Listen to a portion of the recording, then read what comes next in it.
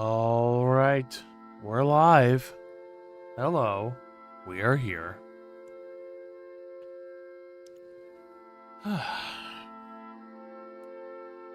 We are indeed here. Well, let's just jump into it. Pausing the music because I'm going to be launching the game. So, Skyrim it is. We're getting back to Skyrim. We're going to be getting back to Fallout 4. That sort of thing.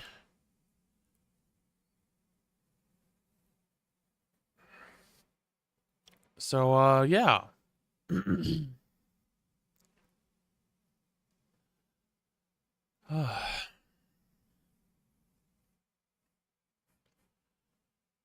And, pretty much we're just going to be doing Jailhouse Just Chatting with Skyrim until I am released from jail. And then it's normal Skyrim. Well, maybe not normal Skyrim. It is modded after all. And then, starting next month, I am going to be modding up Skyrim again, although on a separate profile. This playthrough will not be finished. It will not, or rather, this playthrough will not be ending prematurely. But I'm going to be modding up for October so that we can have Shattered Skyrim, because I want to try that out.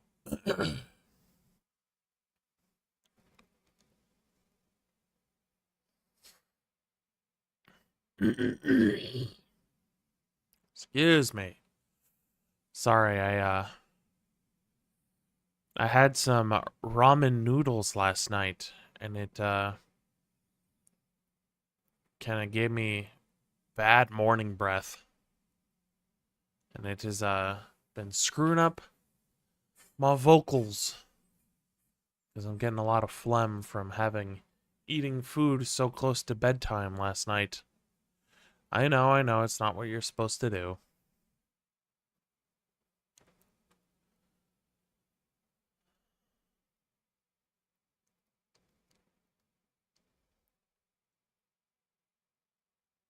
This is the main menu screen that I customized. Of course, we're waiting for the menu to pop up so I can actually load into the game.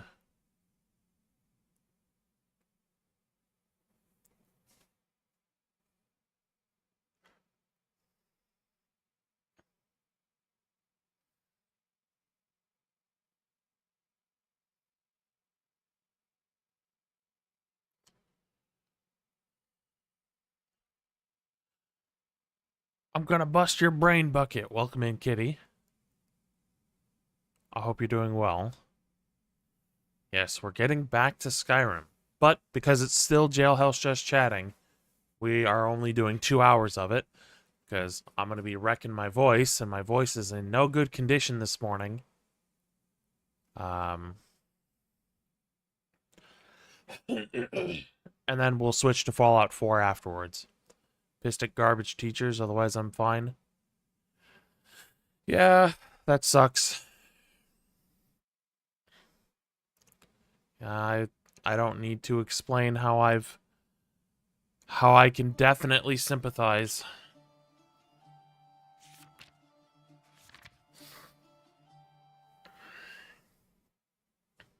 Also, I don't know why. It could be a setting in my E&B local INI. Or is it series? I don't remember. But my FPS counter shows up every time I launch Skyrim, and I don't know why. It's not that I don't want it there, it's just I don't want it to be enabled automatically. It keeps telling me Frostfall is out of date, but I thought I had the proper stuff for that overwriting, but perhaps I didn't. Let's turn off the FPS counter. We're already spending time in jail. One of the projects I have to make got completely changed as far as requirements go, and now it's 3 times as much work that I have to turn in Friday next week. That sucks. The other asshole decided to move the deadline to next Tuesday, even though the original deadline was on the 6th of June, and that project is huge. Yeah, I would be a little pissed as well.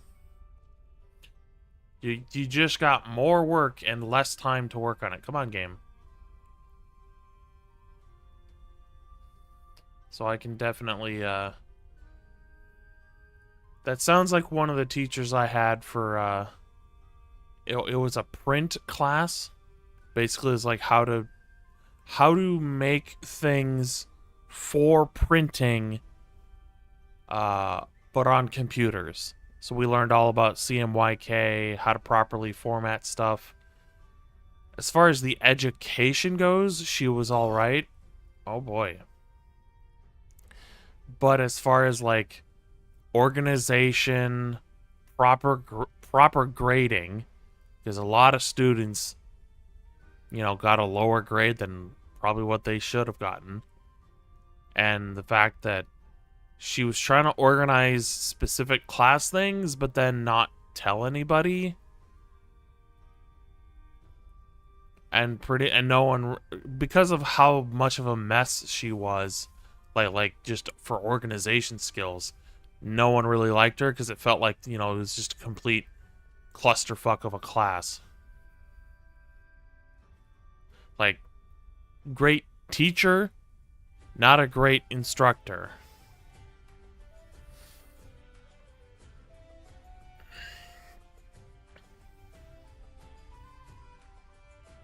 Meanwhile, the other teachers at that school were just kind of not great teachers. And not really their fault either. They got a job as an instructor that they were probably duped into, you know, taking the job because ITT Tech was a huge scam. And I feel like they scammed the teachers just as much as they scammed the students.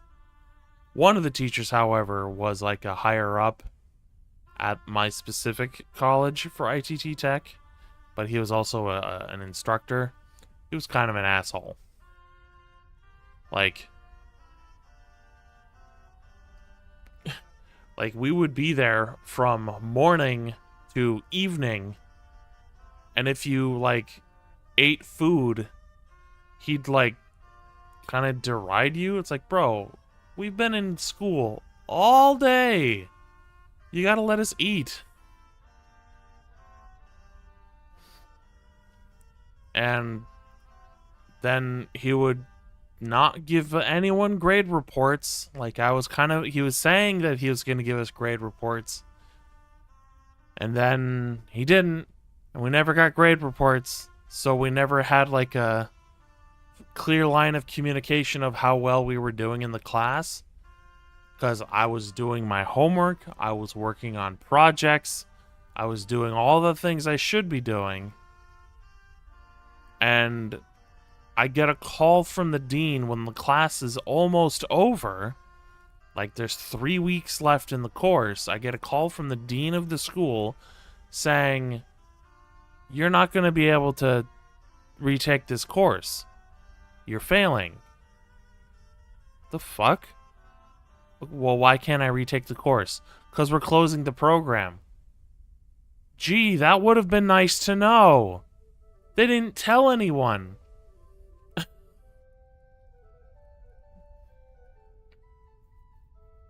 And except for my final grade, which was... Actually, I never got a final grade. Because I dropped out of the program because there was no possible way I was going to go from failing to a passing grade in less than 3 weeks.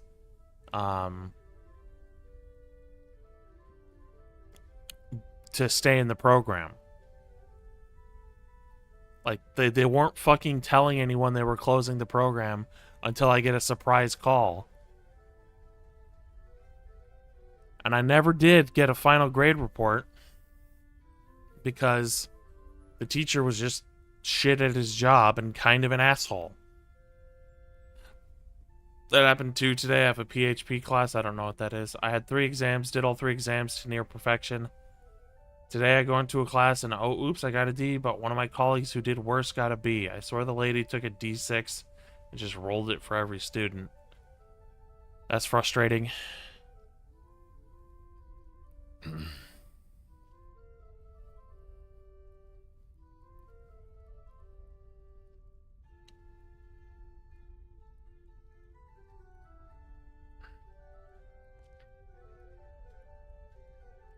So, like,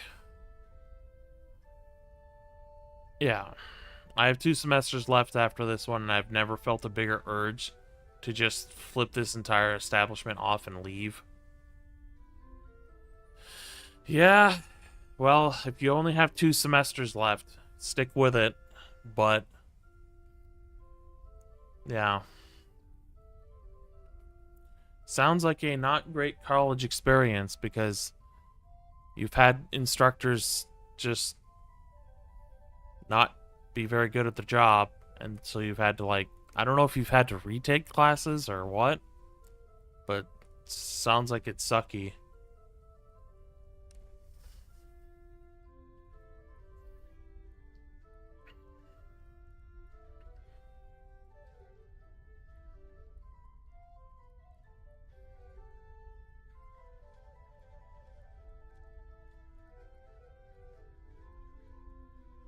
And you know,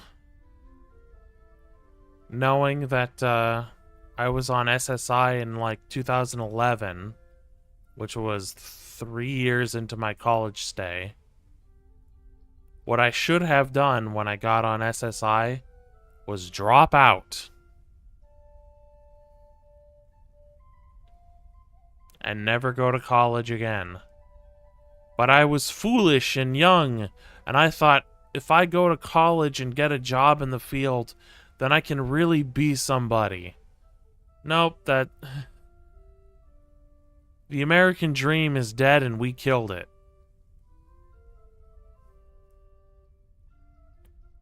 Luckily, you don't have to retake classes here if you fail the exams, projects, or finals for that class. You just need to sign a thing that gives you permission to attempt to get graded again. Okay.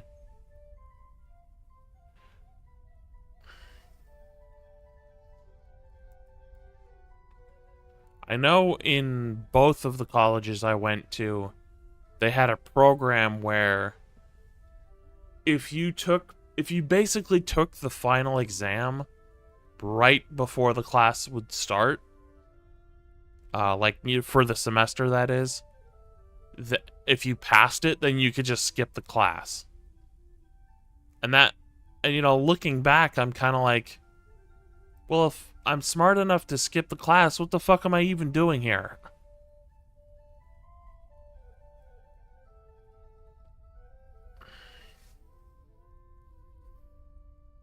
Yeah.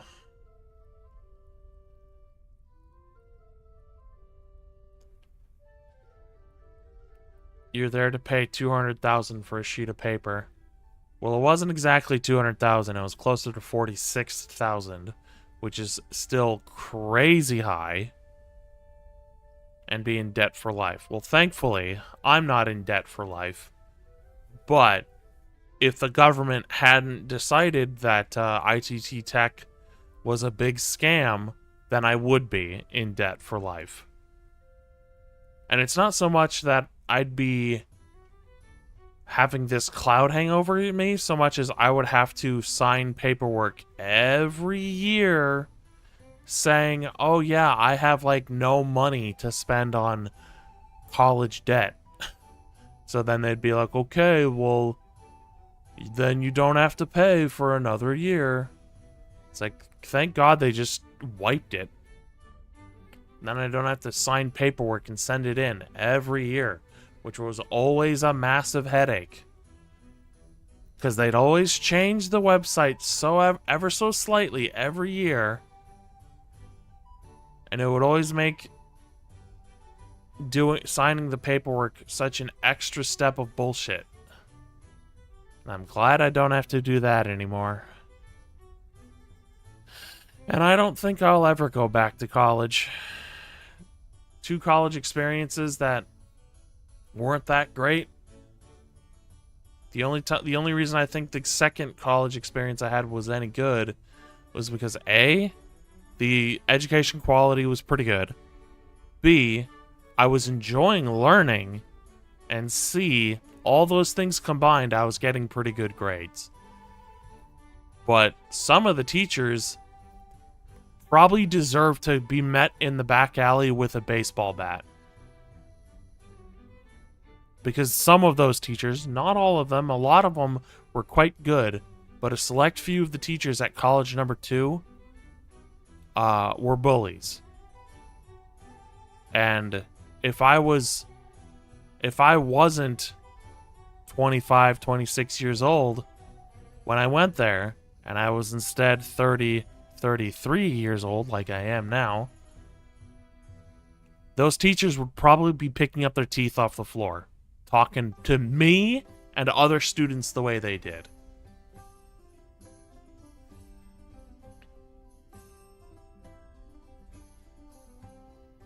Because I inherited something from my father, and it's one of the good things. It's that I have zero tolerance for bullshit. So, you know, I don't think I could ever go back to college because I'd end up going to prison. And it's not like I'd be going to these, like, big schools where all the political problems are. I'd be going to, like, a tech school so I can learn a tech thing. But there's absolutely zero reason for me to go to school to try to get a good paying job because I'm disabled and can't work anyways. So absolutely no point. The only point would be to try and make more money.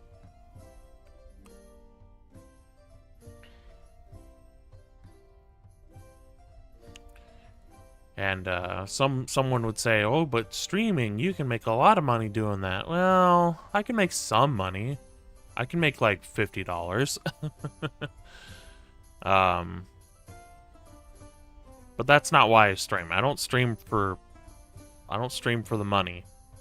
I do it because I like it. I didn't like it all the time though. But I do like it more than I ever have.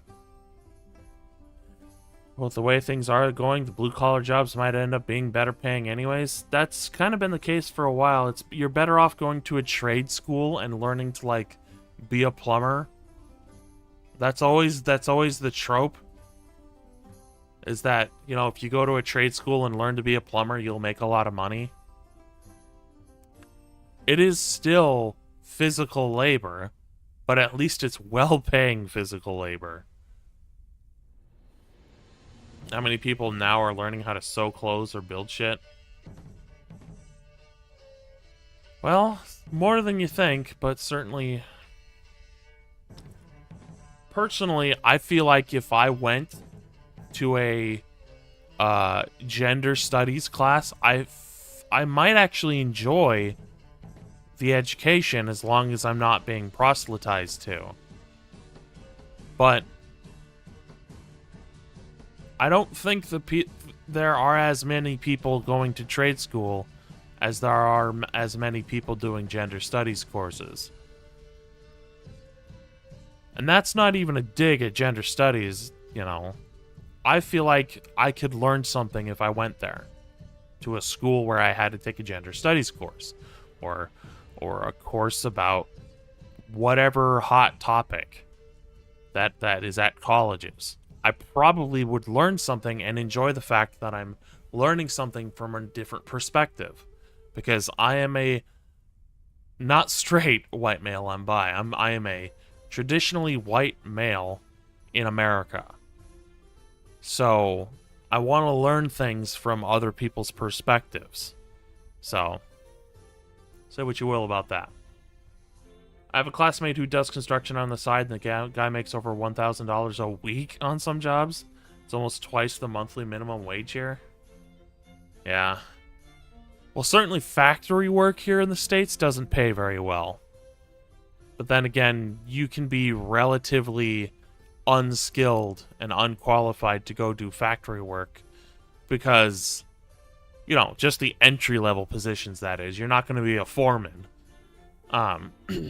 Because they will train you on the job, and typically, from my experience, the job has you doing the same thing over and over and over again.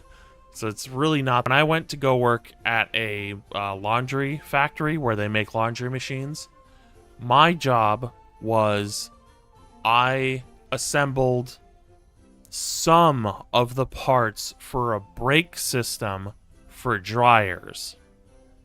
And basically my job was to, like, the brake system basically had like an arrangement of bolts that when it was fully assembled, it'd be closed and clasped and all that. And my job was to put nuts on the bolts and washers as well, and I think that was it.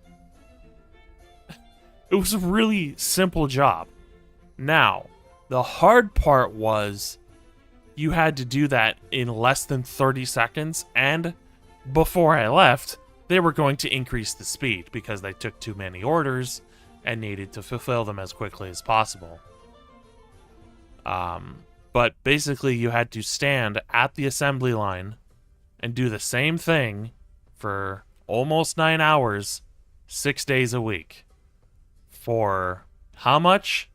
$10.50 an hour. And basically, I went, fuck this, and I quit. Mostly because, like, you know, I'm not built. I'm a heavy set guy. I'm not built to stand on my feet for 9 hours a day. And basically, by like halfway through the day, my back would be in so much pain from just standing. And standing in the same spot. And then by the time the shift is over, my back would be numb from the pain. And then when it was like, yeah, we only get one Saturday off a month, and it's 9 hours a day, 6 days a week, I'm basically like, nah, I think I'll just live off SSI. And then I tried to work at Walmart as a stalker, you know, where I stocked shelves, take inventory. Eventually, we had to do a computer course on basically everything you need to know about working at Walmart and the safety procedures and how to deal with customers. And then it was a course on how specifically to do your job that can be trained on the computer, and when you actually go to do the job, you will be trained further. And I actually kind of liked the training process because it wasn't just, here's a million different things you need to learn in less than 5 minutes, now go do the job. It was actually like 2 weeks of working on the computer to do your training, and then it was like a week of very light hands-on training, where, okay, you're stocking the shelves. You are literally just going to grab a cart full of things and put it on the shelf. That's all you had to do. For like 8 hours a day, it wasn't that big of a deal. So I'd get there. My shift was technically, like I think I would be done around 8 or 9 p.m. So by the time my shift was over, you know, the store was fairly empty. So that was always nice. But, that's all I really had to do for the first week, was just grab thing, put it on shelf. And eventually they were going to graduate us into more training where, okay, you guys have kind of got the idea of some of your more menial tasks. Now we're going to try to get you to be taught on how to use these little like computer devices. They're basically like a computer gun, because you can use it, scan it on something, and then it brings up stuff that you got to use. And that was very complicated, but it was more like it's complicated to learn, but once you learned it, it's not that bad. And it could also print off labels. So, you know, stockers would eventually go from putting stuff on shelves to putting stuff on shelves and then updating prices and then doing things like, okay, well, this shipment came in, you know, at this specific time, so then it's this level of freshness, so then you can update the label and update the price, put it on the shelf. That's, as far as I remember, that's kind of what they were going to teach us. But then, like, I got sick and I basically had to, I'm like, okay, well, maybe if I feel better, I can go to work. But then as soon as I got to work, I was basically shitting every 20 minutes. And I had to go home. And they were like, well, this is going to count against you. I'm like, I'm fucking sick. Like, what do you want me to do? Shit myself in the middle of the aisle? And that was basically the start of basically me wanting to quit there. So basically, I just quit on the spot. I'm like, I'm done here. I'm not going to work. And they're like, oh, send us your 2 weeks. And I'm like, I'm not doing 2 weeks. If I got fired, you wouldn't give me 2 weeks. Fuck this. I'm done. So, and that's pretty much squashed any job opportunities that I could have in my current town, because all there really is retail and factory. There's really not much else. Unless I went to a trade school and learned a trade and got that. But again, I'm disabled and can't work, so there's no point. The only point would be to try and make more money. Because I'll tell you right now, as good as life is for me right now, as blessed as I am to even have a roof over my head, things could be a lot better, and I certainly wouldn't mind making more money. But life is pretty good. I have a roof over my head, I can have warm food in my belly, I have a nice bed, and I have some small luxuries like video games and air conditioning. But that's really all about it.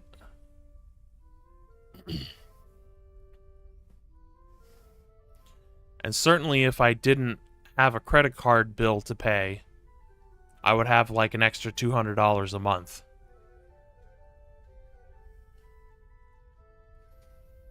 Which is why I think after I pay for a new computer, I think I'm going to take my $100 a month, which is about what I have to spend every month, except for maybe in the months that I got to save up for Remy's vet bill. And then I'm going to start paying down my credit card. Now, I could get in contact with Mi Madre. She's my SSI payee, which means she handles all the finances. I could be like, hey, can you contact, you know, the credit card company and try and work out like how much of a balance I would pay a month if I spent basically enough to get a brand new PC with in parts.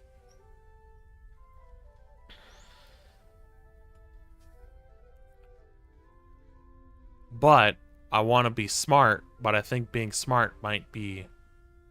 I think playing the long game and saving up every month for PC parts instead of just buying it with my credit card and then taking my money to pay off the credit card. But it's also like, if my balance goes any higher, balance meaning how much I have to pay, or how much I have to pay off, basically my credit card debt. If my balance goes higher, my monthly bill might go higher than what I can afford. So I need to like work something out where, like, okay, well, how much is it going to cost if I spend this much money?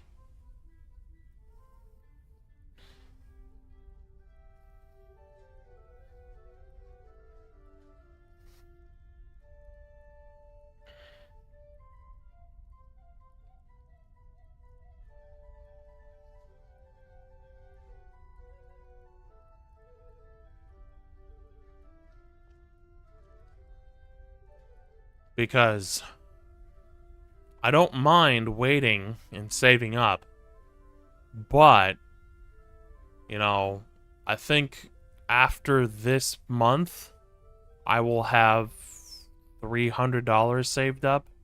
I need to get back to my mom and actually, because I'm having her just save up in the account, and she's marking it off. I just don't know where I'm at. So if I have like $300 saved up, I have 2 more months of saving up before I can get a new power supply and GPU. And that's even if they're still the same price from when we originally did that PC parts picker stream.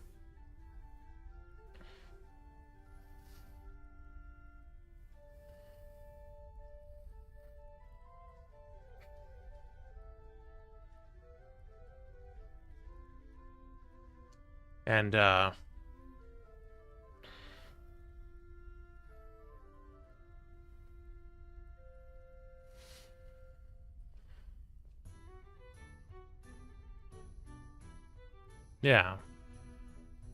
But I think I want to do that with my extra money every month after I get my PC upgrades. Is, you know, maybe every once in a while get a game, but otherwise spend my extra money every month on paying off my credit card. Not necessarily so I can use the credit card, but because I want to, you know, not have to spend $200 a month extra on a credit card bill.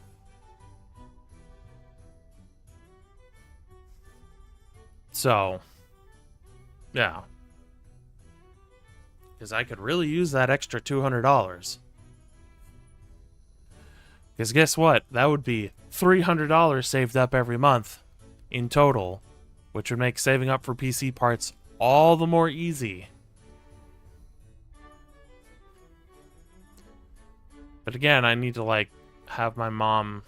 I need to, like, get a budget going for a PC and not just a section of parts. I need to get a budget for a PC overall.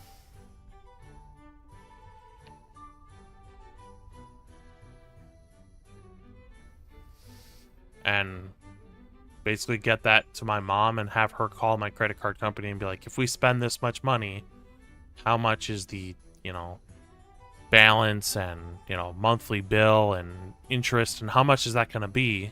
And if it basically, you know, how much is that going to be per month? And if they can help us work that out, then that'll help inform my decision. Because, and I've never had too much of a struggle paying my credit card bill, because I can pay for enough groceries, I can pay my rent, and all that. Speaking of, you know, groceries, I may have to do my morning chores. But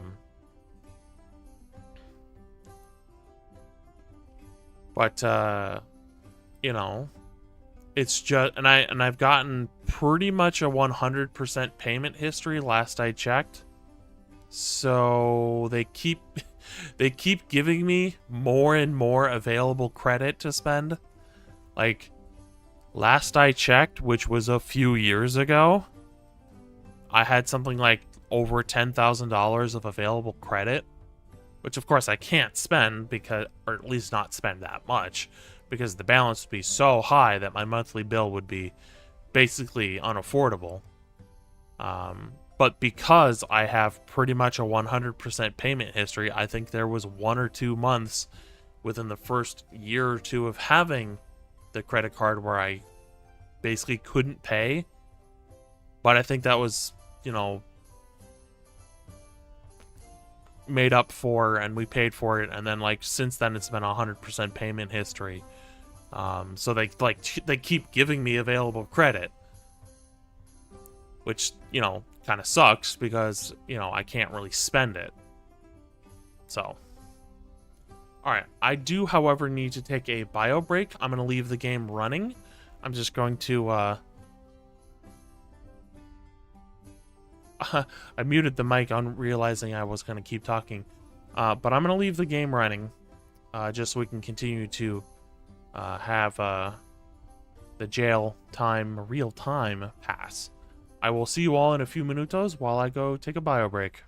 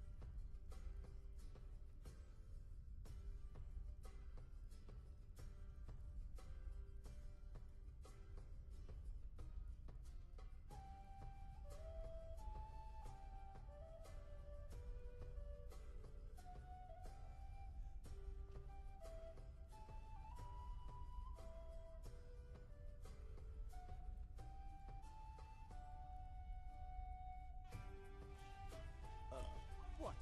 You never heard a guard belch before?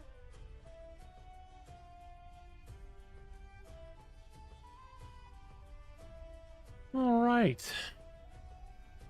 Okay. Did my morning chores. Hi, Remy. Are you sitting tall and proud? You look so tired. Speaking of tired, I basically I was watching a streamer as I went to bed, and because my mattress is in my living room now, because it's too hot in my bedroom, so I'm like, fuck this, I'm moving the mattress. I'm moving it into the living room, at least temporarily, so I can have cool sleeping. Because I'm already a hot sleeper. I don't want to sleep in a hot room. So,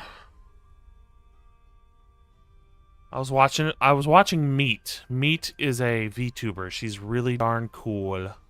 She's basically a cave woman. And she is a lady.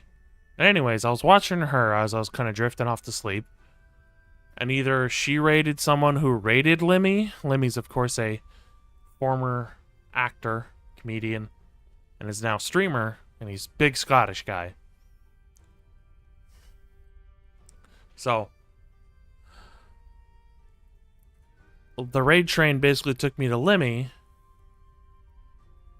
And I woke up probably around 5 a.m., if I could guess, to Lemmy saying his things in his Scottish accent. And I was just basically going in and out of sleep at around 5 a.m. until my alarm went off at 6 a.m. And, the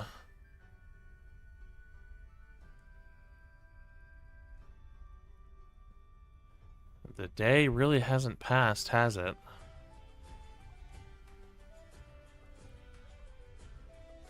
So I found that a little funny that I would wake up to,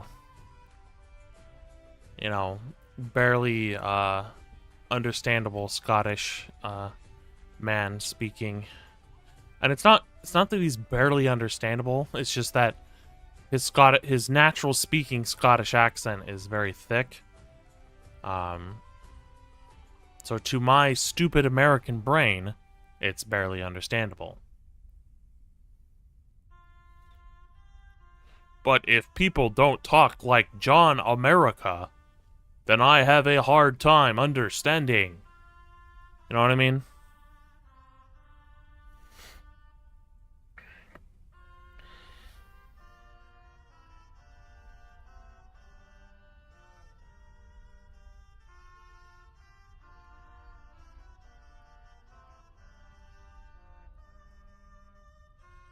Looking forward to Season 3 of Broken Arrow. Broken Arrow basically being my Fallout 4 mod list.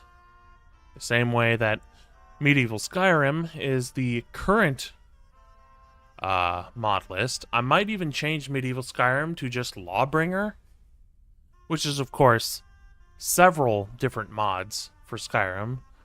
Lawbringer, of course, being the name of a mod that lets you take over bandit locations and give them over to the local populace. Or Civil War factions. For the most part. There's a few that are a little different. But of course, Lawbringer is also the For Honor class, where you are a knight wearing full plate armor, big lad, using a halberd / poleaxe. Big fan of polearms, I am. Even though I'm not even using the For Honor in Skyrim MCO animation pack, which includes the Lawbringer from For Honor.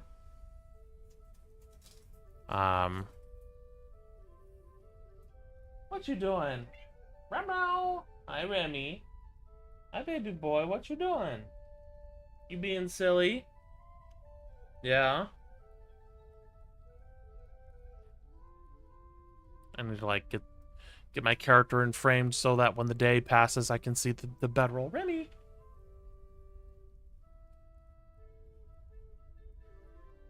I want to call it Lawbringer because I want to call the fantasy profile on Medieval Skyrim, which is going to be more fantasy and not medieval, is going to be called Ashbringer. And if I ever get my tabletop system up and running, that's going to be called Lawbringer. And it's going to be built around the idea that there's no magic, but I want to add options for magic, and that if I make a fantasy system out of the medieval system, it's going to not be called Lawbringer, but instead be called Ashbringer. But I want to turn D&D 5e into my Lawbringer system. And I want to do it in a way that is somewhat, but not entirely similar, hi Remy, to how XP to level 3 made his Arcane Arcade Fallout TTRPG. Basically, I want no classes. I want level ups to be somewhat, simplified. Hi, Remy. Hi, baby boy. I want more simplification, yet more deep. I want it to be like a small lake, but very deep. Because I feel like D&D has a few things that I don't particularly care for anymore, but could still be modified to work within the 5e system. Some of the things in D&D, especially 5e, that if you're going to rip it out and change it, sometimes you're better off just either making or choosing a different tabletop game. However, some things can still be modified. And yeah. Now I don't know if I want to go with like a classless system or if I want to make classes. But basically I want there to be, multiple different, excuse me, I spit everywhere. Multiple different kinds of classes. Like the barbarian, I might just turn them into like shock troop. Bard I might keep the same, just without magic. Like maybe they'll be called minstrel instead of bard. Because it's going to be very medieval themed. Cleric. That I might just call like Hospitaller. And make it more of like a traditional non-magic medic class that can also fight. Not fight like a paladin, but, still fight. Because clerics can still bonk stuff. It's just they don't really have a whole lot of options for bonking things except for with magic. So they typically don't. And I have seen a trend, and don't get me wrong, I used to be against this, but I'm actually kind of vibing with it now. Is how people would play clerics and especially druids like they're robe-wearing wizards. But then I'm like, wait, that's just character options. That's just how someone wants to build their character. That's fine. That's basically, I came to the conclusion myself that, there's no problem with this. People can play their game how they want. People can play their druids, wearing no armor, wearing robes, not using weapons. Because really, druids in D&D, they get armor proficiency, they get weapon proficiency, but they really don't need it. Like, you can build a pure mage style druid and be totally fine. And that's just it, is clerics, druids, they don't really get a whole lot of like weapon options. Sure, the war domain cleric has some options, but yeah, I'm not saying they should have those options, but what I am saying is it's more reasonable that someone would make a pure mage style cleric or druid. Anyways, that's a rant. That's a tangent that went off when I'm trying to like brainstorm different medieval ideas for classes. Cleric would be like Hospitaller.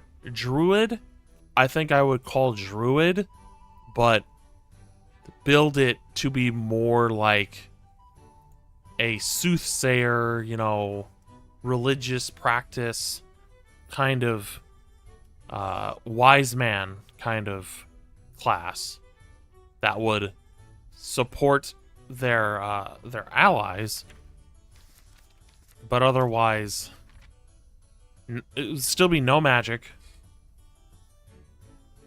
It'd basically be a different flavor of like bard, but yeah. In fact, I could just no. Yeah, we'll just keep druid as it is. Or keep the name druid, but change it to be more like a actual, like, real life druid. With, of course, still class options. Of course, fighter would be fighter. I might change it to man at arms as far as the name of class goes. Now, of course, that doesn't mean that it's literally only men. Anyone can be a man at arms. That's just the title of the job. Don't think too hard on it. Don't think too hard about it, Internet. It's just the name of the class. Don't think about it. Monk would probably be like friar. No. Monk would be like a pugilist. And their key would probably be changed to like grit. And it's not that they can't use weapons or they have a limited selection of weapons, but it's going to be more like when they do use weapons, it's going to be less elegant and more brutish. So, yeah.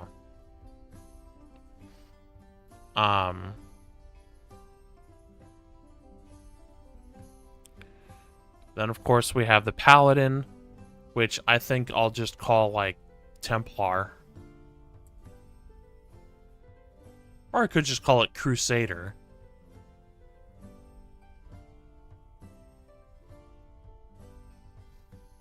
Because Crusader doesn't necessarily have to mean a knight going into the Crusades. It just means they're on a personal crusade, or, you know, they could be from different parts of the world where they're going on a quote-unquote crusade. But Paladin would be Crusader. Ranger would probably be Ranger. Because Rangers did and still exist IRL. They're just not what we think of like fantasy Rangers. Rogue. Rogue, I would probably keep the name Rogue. Sorcerer, that might be like, I don't know, some sort of medieval-esque thesaurus word for sorcerer. Synonym, that's the one I'm thinking of. Warlock would probably be maybe not cultist, but like fanatic.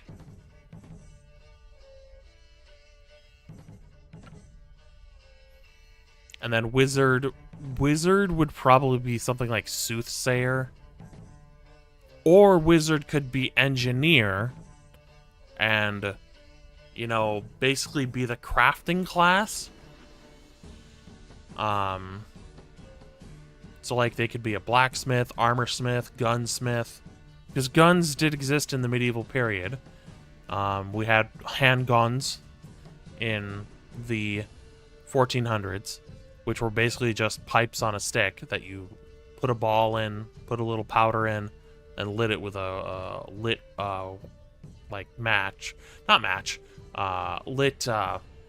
piece of rope. Which was called a match, but it's not the way we think of matches these days. And then, of course, in the 15 to 1600s, probably closer to 1600s, we had our arquebuse, which was more of a traditional rifle, but it was still ignited with a lit wick or rope, and it was just called like matchlock rifles. And of course, the Portuguese took matchlock rifles to Japan. Portuguese, Dutch, I don't remember. They had a few European trade delegations. And the Japanese loved firearms. They, especially Nobunaga Oda, he loved rifles. Well, he loved all things Western, but he specifically fell in love with rifles. Like, he loved Western stuff so much that he had, like, Westernized styled samurai armor. But anyways, that's a tangent.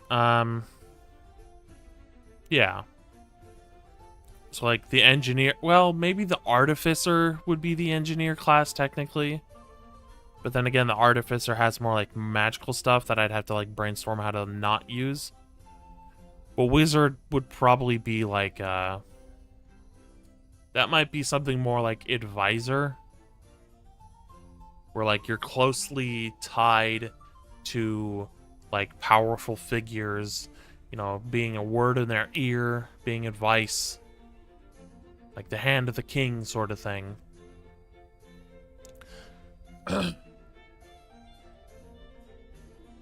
And, you know, like, you could be called a wizard, similar to how Merlin and stuff.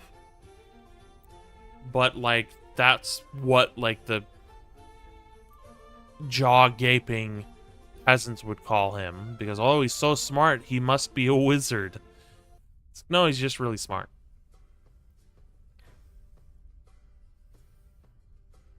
And that's why I want to keep the 6 ability score based saving throws, but actually add systems in to allow people to customize their abilities to make someone have to use that sort of saving throw.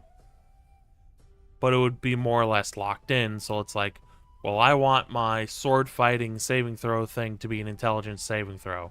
Because, and then you might go, well, how would that work? And it's because your sword fighting style is in such a way that to defend against a specific maneuver, you would also need to know those maneuvers and fighting styles, which would mean the best way to handle that is with an intelligence saving throw.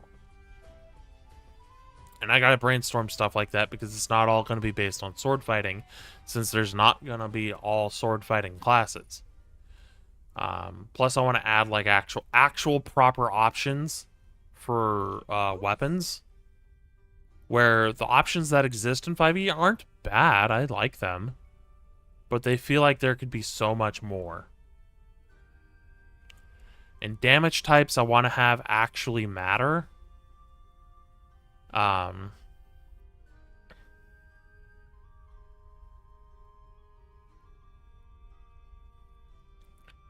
Where I need to come up with a name for the state, but basically I want to make it so that if you're below half your hit points, that's going to be considered like, and this is a placeholder name, like chivalry state, where like it's do or die.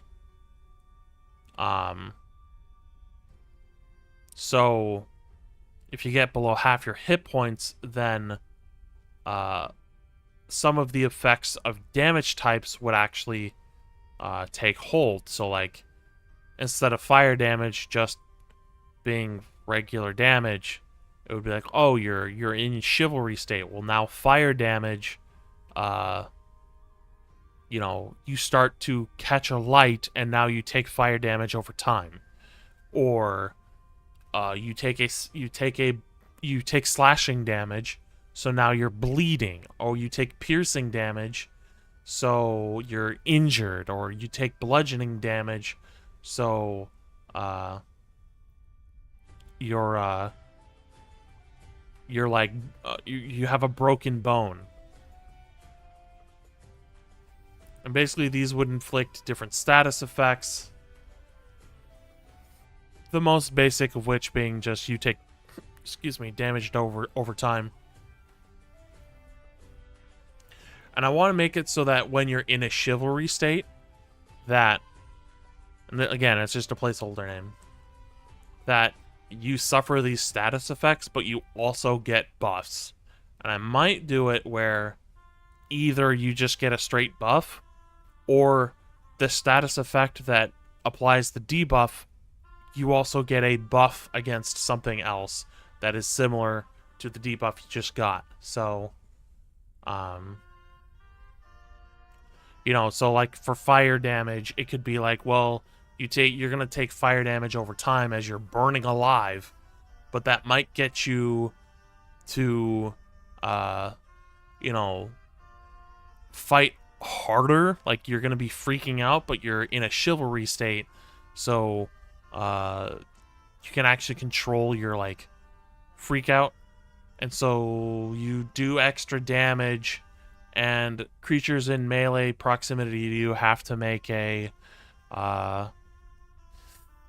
a charisma saving throw or be frightened of you. Because you're basically a walking, talking, fighting man that's burning alive. Which is quite an intimidating sight. And then, like, if you're bleeding, then it's like, well, then, you could basically enter a rage state. Like, oh, I'm bleeding? Well, now I'm mad. Like, you see red, basically. You know, no one makes me bleed my own blood.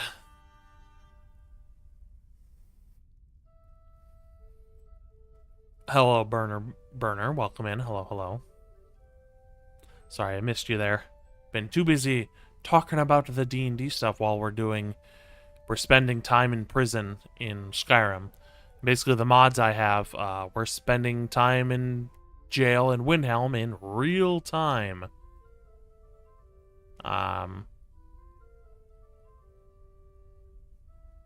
And by real time, there's an asterisk to that. Basically, it's about 5 hours in-game, which is not a full in-game day. But that's how the mod handles passing the day for spending time in prison. So, basically, this is as I like to call it, jailhouse just chatting, where while my character is spending time in prison, I'm just talking to you guys.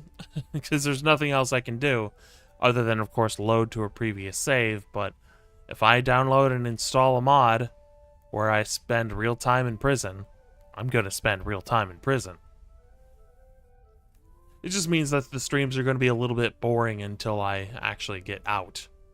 And hopefully they kick me out into the city of Windhelm so that I can do one of the things I wanted to do here, which was one of the reasons I even came to Windhelm. Because, first of all, we had a delivery job from the Missives mod. We had a delivery to...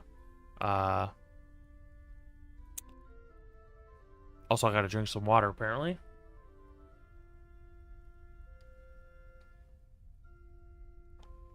That's just my bot telling me that I gotta drink water. It's not actually me. It's just my bot. So, we were on a delivery job to deliver something to Windhelm.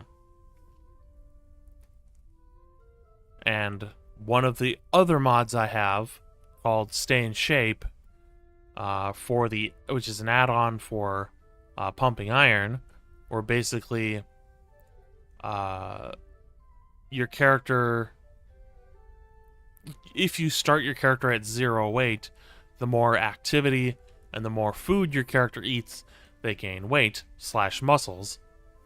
So, and then Stay in Shape is an add-on for it where you can exercise with a power, a lesser power, I think, and that helps towards building weight and building muscle. But Stay in Shape got an update where you now have to go talk to, quote-unquote, the gym bros of Skyrim, one of which is Stenvar in Windhelm. So I thought, oh great, I'll go to Windhelm, do the delivery job, get paid, and then I can talk to Stenvar and get the Stay in Shape power so I can become strong enough to use the weapons that I own. Because otherwise I bought some weapons, but then I can't use them because at the time I wasn't trained in one-handed weapons, so I couldn't use them. But now I am trained in one-handed weapons, but I don't have enough strength to use the one-handed weapon that I purchased. And even if I did, it might be of a material that I don't have enough skill to use. So that we have multiple layers of things that's saying you're not allowed to use this, that I'm trying to fulfill. So, least of all, I'm trying to have money so I can do things like buy food and pay for in-stays and that sort of thing. Now you might be wondering, well, how did you end up in jail? And that you're spending all this time here for? Well, I have another mod. We have a shitload of mods. We have 2,569 mods. We have another mod that makes it so that whenever we try to enter a walled city, such as Windhelm, that we have to pay a gate toll. And I don't know if we don't have enough money that it counts as a crime, but basically I was freezing to death with the Frostfall mod, and I basically just got to the gates of Windhelm, and in my hurry to get warmth, I forgot about the gate toll, which meant that the guard force greeted me and be like, hey, time to pay the gate toll. And because I was freezing to death, I was freaking out, and I backed out of the dialogue for the gate toll, which incurred a bounty of 625 gold. And before the first guard could try to arrest me, the second guard force greeted me about the gate toll, and because I was freaking out about the whole situation, I again backed out of that dialogue, incurring a second 625 gold bounty. Which, you know, by that time, the guards had force greeted me to arrest me. Because that's another mod, is that when you have a bounty, the guards will force greet you about that.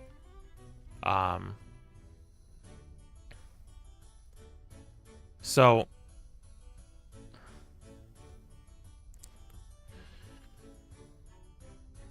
I'm spending, or rather, I have spent enough time in jail.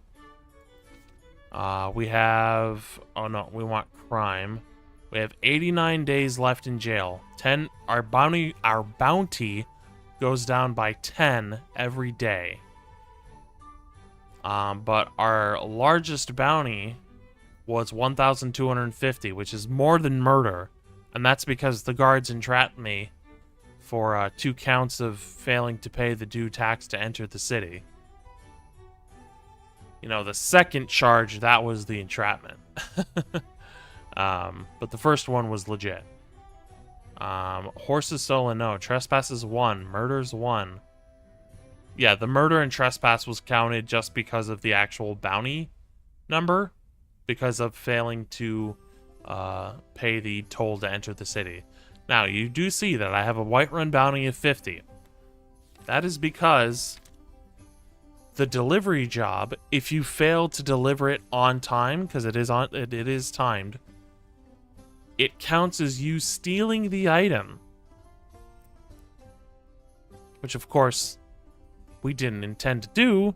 We intended to deliver the item. But because I got arrested and was spending time in jail, the timer ran out on the delivery job, and we incurred a 50 gold bounty in Whiterun, which is where the delivery job originated, for failing to deliver the item, which counts as theft. Because it's like if you don't deliver the item on time, or at all, then it's pretty obvious that you're keeping it for yourself. And which, of course, I did not intend to do. But I was in jail when that technically third bounty went through. So even when we're done in Windhelm, when we make our way back to Whiterun Hold, we're gonna have to spend 5 days in jail in Whiterun.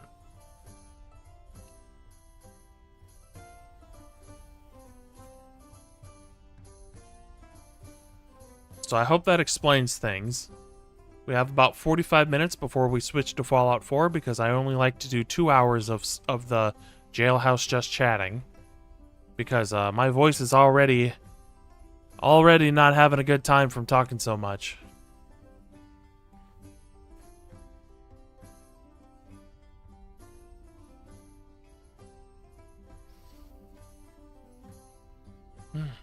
And of course, Fallout 4 is my Broken Arrow mod list. Personal mod list I made for myself.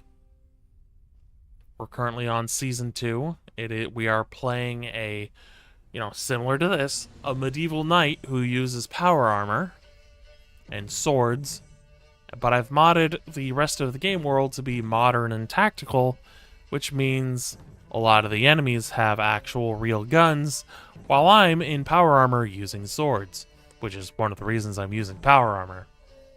The other reason is there's a specific power armor mod I downloaded that adds knightly, medieval sort of power armor pieces, and so I'm like, well, if I want that, I'm gonna need to use power armor.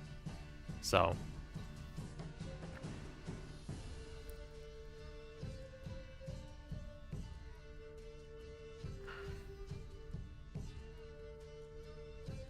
and I need to see about adding a mod to Season 3 of Broken Arrow, which is in the works. And my throat is not happy.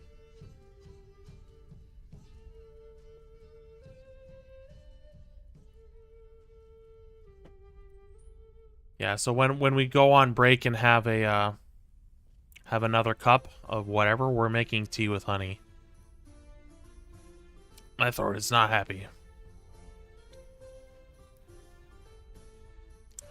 Anyways, in Season 3, I want to see about adding a mod that both makes it so that fusion cores you pick up out of fusion generators have either a lower charge or no charge. And I want to see if I can add a fusion core I think I did add a fusion core charging mod. So I want to add a mod that makes it so that fusion cores are pretty much, zero charge. But I will be removing power armor from the world in Season 3. I've already got a power armor replacer for characters who wear power armor.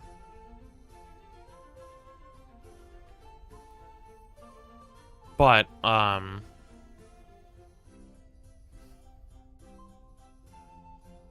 I need to add the mod that removes power armor from the world. Just so we don't have...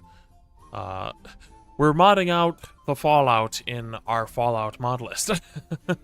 It's very silly, I know. But it's what we do. It's the same way that I modded Skyrim to be like medieval Europe. Although we kept magic. I don't think magic can be removed. It can be, but it's also doesn't really fit. It's kind of like mushing a square peg through a round hole.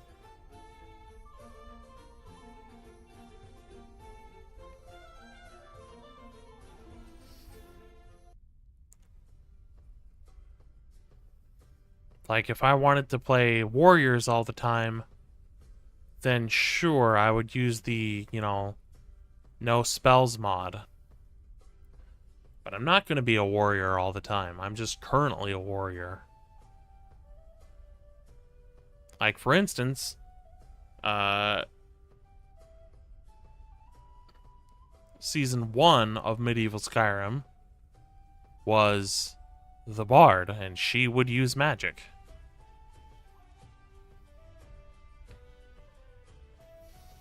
Of course, Season 2 is this one.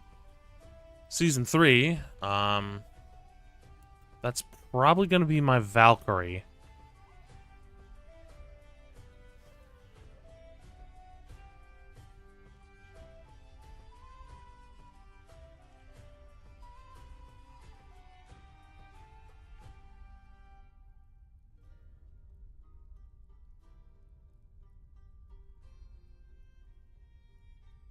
And I can't decide...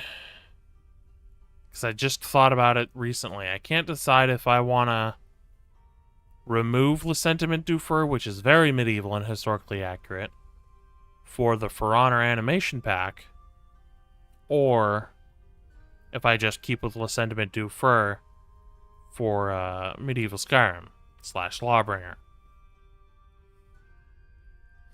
I know for the Ashbringer profile of Medieval Skyrim, which is going to be more fantasy, that is going to use MCO and probably the For Honor animation packs.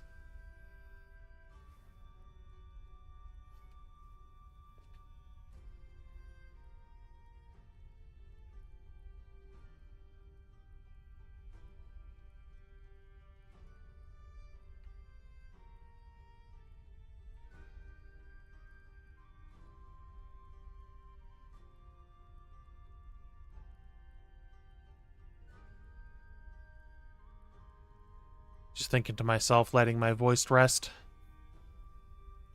My voice is tired from talking so much.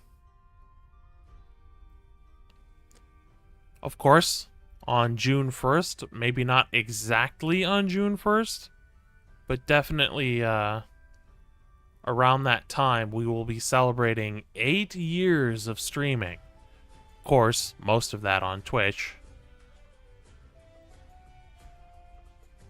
But yeah, our stream anniversary is June 6th. Excuse me, June 1st. June is the 6th month. June 1st, starting all the way back in 2016. And it is now 2024. So we'll be celebrating 8 years in just a couple weeks. A little less than 2 weeks.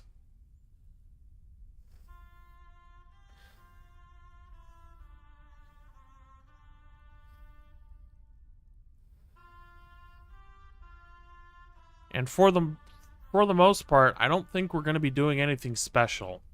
It's just going to be, hey, we're doing a stream anniversary. Probably playing Skyrim and Fallout 4. Having said that, this is a tentative schedule. But the plan is to do Kingdoms of Amalur on Mondays, Tuesday, Wednesday, Thursday, Skyrim and Fallout 4. Maybe even doing a full day of Skyrim, full day of Fallout 4 here and there. But otherwise, Friday will be Ghost Recon Wildlands. The only reason I'm doing it this way currently is because I want to have less variety and more of a focus on Skyrim and Fallout 4. But I still want some variety. And because we currently have 2 variety games ongoing, I want to get those done. I don't want to not stream them. I don't want to play them off stream. So I'm like, you know what? Let's do Kingdoms of Amalur on Mondays and Wildlands on Fridays. And the variety games will be swapped out when the playthroughs are finished. And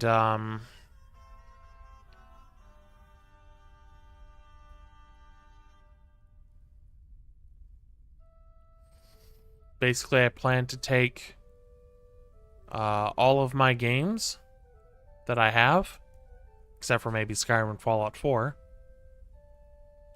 put them on a picker wheel, and then roll the picker wheel, and whatever it lands on, that's what we'll play. And some games will be permanently removed from the list once the playthrough is finished, because some of those games are not necessarily going to be replayable, quote-unquote. Where if it's something like Ghost Recon, you know, we can replay that plenty of times. And, you know, just that we'll put it on the picker wheel, and if it doesn't land on Ghost Recon, well, then we're not doing Ghost Recon. But if it's something like Yakuza 0, you know, we'll put that on the list, but once that's played through, then we're probably not going to do it again.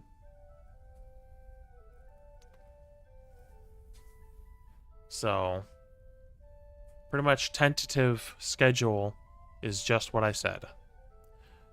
Monday, Friday for variety, Tuesday, Wednesday, Thursday, Skyrim and Fallout 4. Occasional Saturday and Sunday streams, but Saturdays I'm going to be busy with potentially D&D, and Sundays potentially with D&D. And if I go shopping on one of those days as well, that also means no stream because I start early now. We get our early streams in. And the reason I'm doing early streams is because on Twitch, when it comes to certain games, the analytics of, when the most viewers are for those games tends to be earlier in the day. Some of the games not so, but some of the games like Skyrim and Fallout 4, yes. Now, if I was going to be real optimal, I'd probably be getting up at 3 or 5 or before 3 or 5 a.m. to stream by 3 or 5 a.m. But I'm not going to fuck up my sleep schedule for that.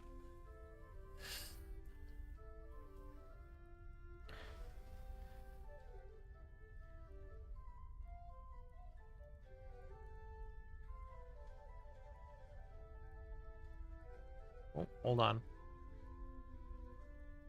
I wanted to check something. I want my chat in Restream to be bigger.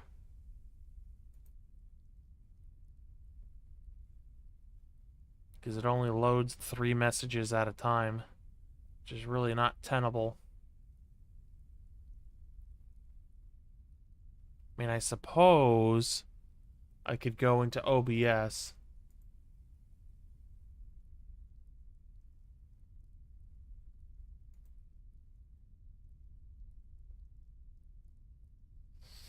There we go. Now we have a chat that can be made to be bigger. Get back to Skyrim.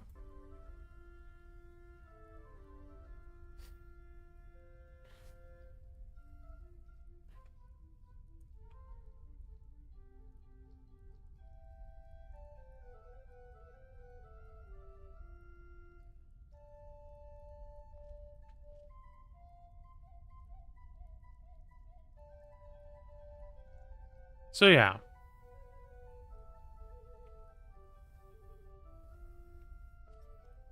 I'm trying out a new stream thing because I'm trying to grow a little.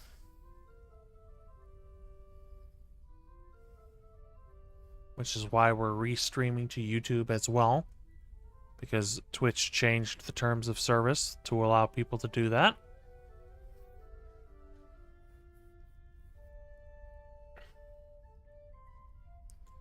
And, yeah. I'm having a good time. My throat's not having a good time.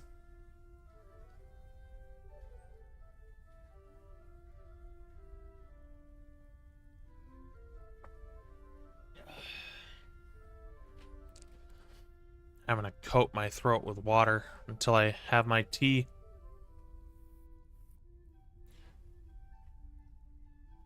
Let's see, what else can be talked about? I might get into making some shorts again for YouTube.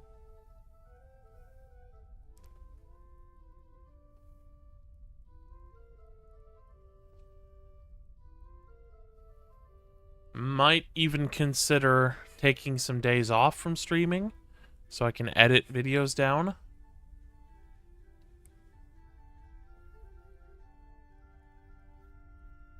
I could do a thing where I edit videos on stream. Apparently that's a thing people have done.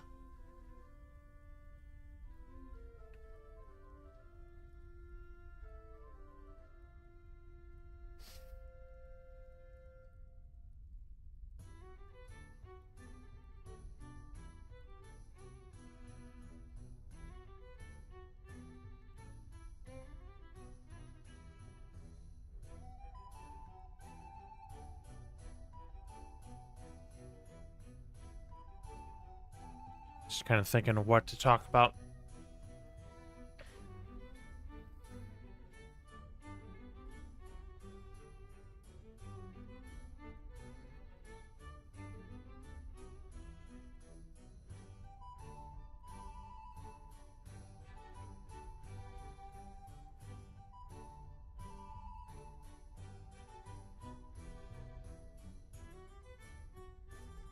Yeah, maybe we'll think about that. Maybe we'll think about taking some days off so we can, edit videos.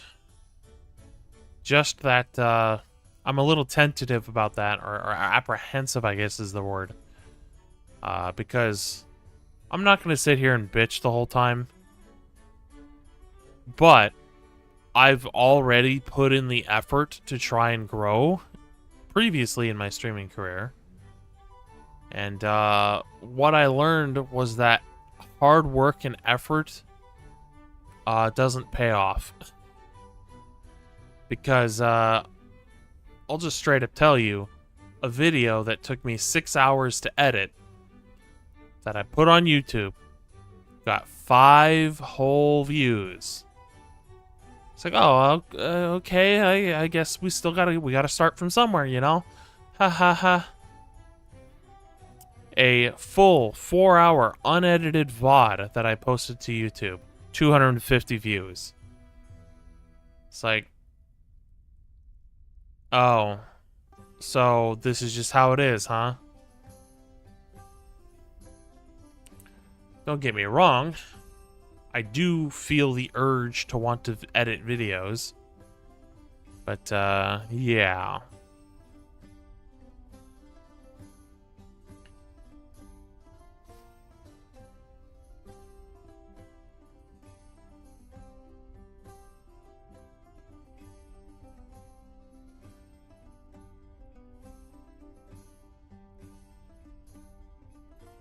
Yeah, we'll think about it.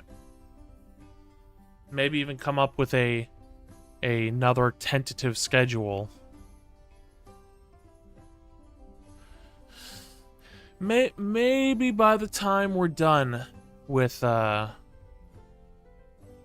Kingdoms of Amalur and Ghost Recon Wildlands, or at least the current playthroughs of each, we'll think about editing videos.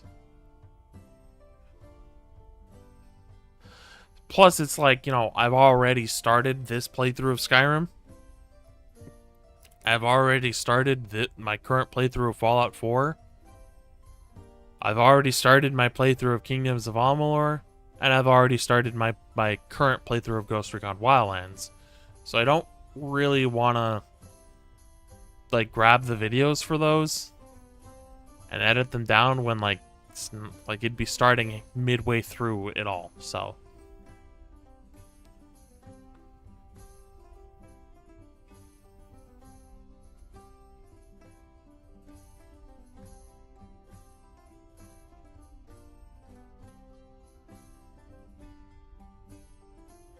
I feel like I have to fart, but it won't come out. Which is why I muted the mic. I'll tell you I'm about to fart, but then I'm not going to make you listen to it.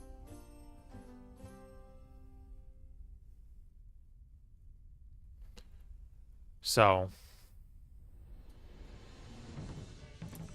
yeah, I think maybe we have to start looking at editing videos, but once all these other playthroughs are finished.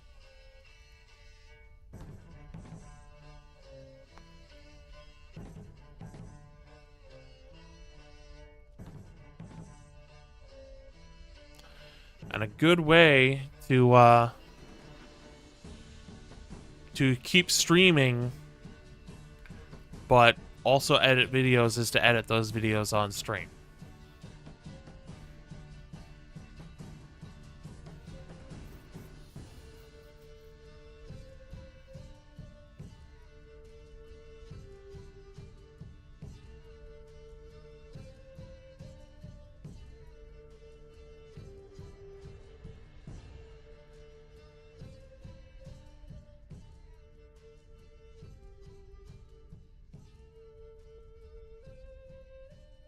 Just trying to think of stuff to talk about. Oh, the person, I don't know if it was the person who made Heavy Armory for Skyrim, Heavy Armory being a mod, but somebody made a Heavy Armory add-on for the Beyond Skyrim Bruma mod, which, you know, that looks nice, so I'll be picking that up for the next run.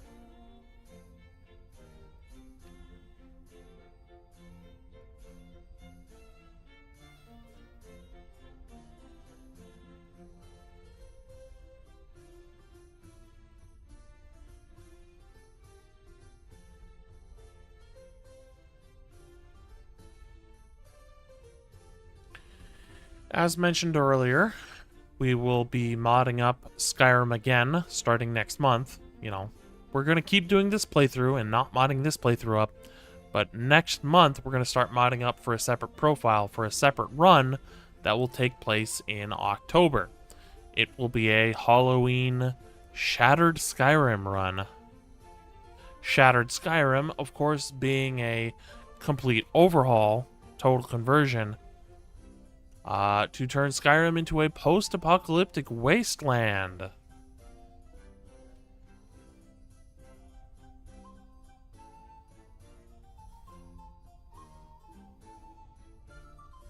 And I'm going to mod it up the way I usually do, with medieval armor and weapons, spooky dooky monsters, and some environmental effects. We'll, of course, probably switch to ominous E&B. And, probably go with a mod that makes it permanently nighttime.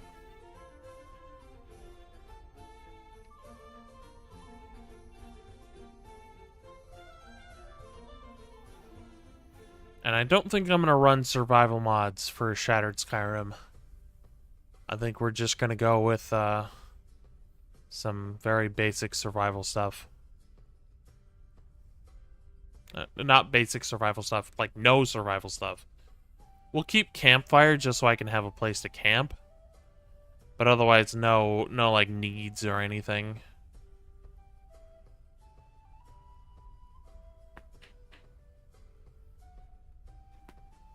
Oh yeah, the neck crack.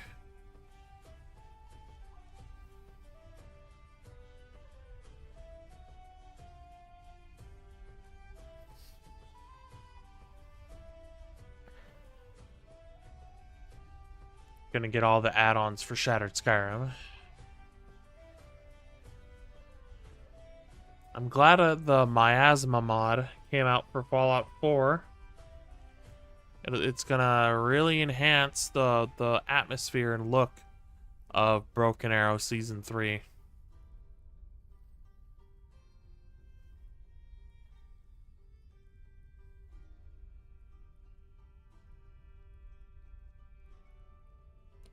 And another day has passed.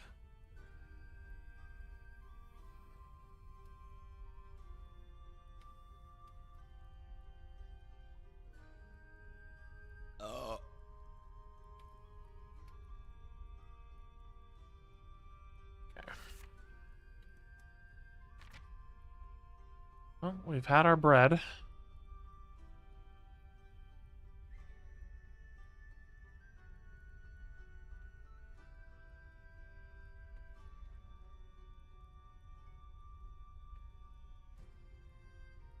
All right.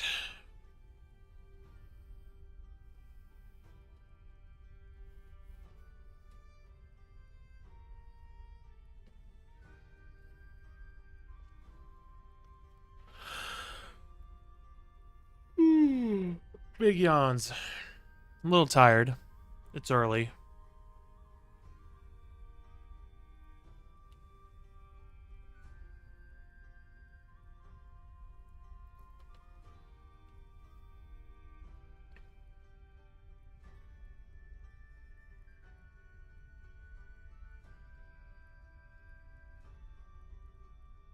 Of course, Broken Arrow Season 3 is going to have more of a theme on Stalker Tarkov.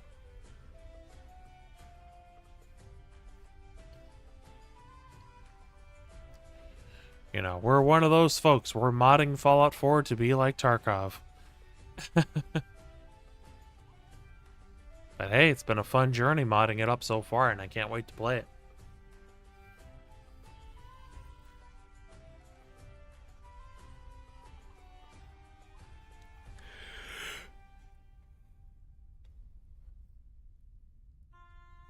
Of course, in our current Fallout 4 playthrough, we are using the Seasons Change mod, which is a recent addition. Basically, kind of the Seasons of Skyrim, but it's for Fallout 4, where you start in autumn, and you progress into winter, and then spring and summer.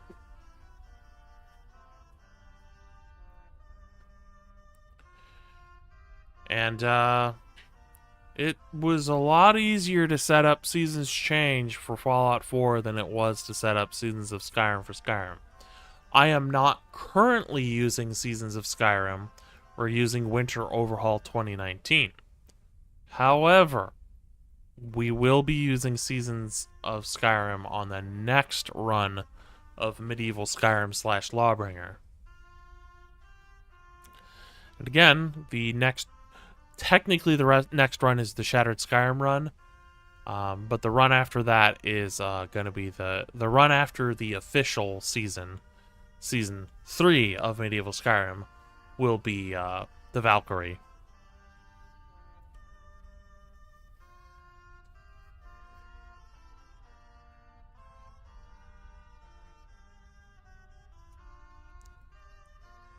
And she's going to use magic. She's going to use like lightning magic and all that, but it's going to be more of like a warrior style lightning magic. She's not going to do anything too crazy. She's not going to be a lightning mage, but she will enhance her combat styles with lightning. And of course, she will be a Dragonborn.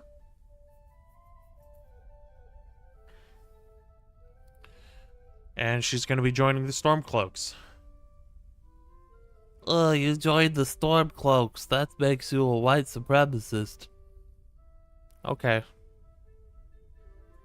You may think that. And you might go, no one said that. You're making that up. People will think that, unironically. That because you chose a fictional faction in a video game, in a fictional setting, that somehow it equates to you, the player, being a bad person. It's like, bro, it's a video game. Who cares? It's a video game with fictional characters in a fictional setting. It doesn't matter.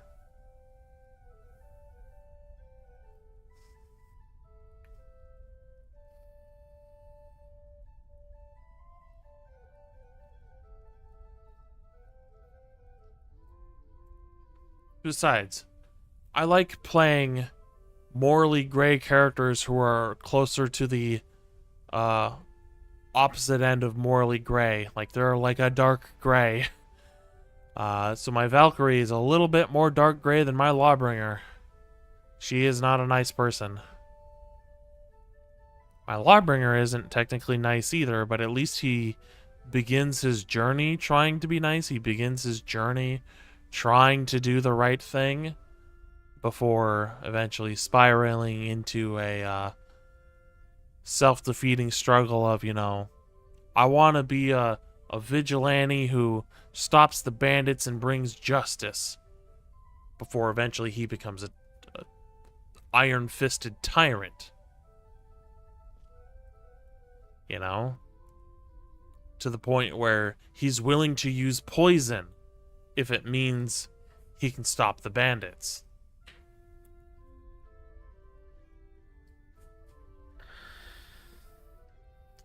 Which to my Lawbringer, poison is more of a tool and not really a I want to make them suffer. Although closer to the end of this playthrough, my Lawbringer, Maximilian that is, he will probably be like, yeah, let's make them suffer.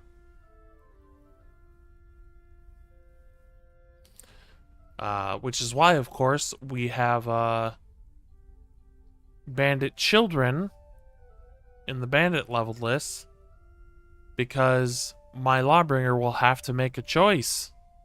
He will have to make a choice. Are you willing to kill children? This isn't coming from an edgy, like, oh yeah, I want to kill kids in Skyrim. Like, no. This is something that me as a player, I'm not really comfortable with. My character might not be comfortable with. But if he's gonna have to, he's gonna have to. He's gonna have to kill them kids.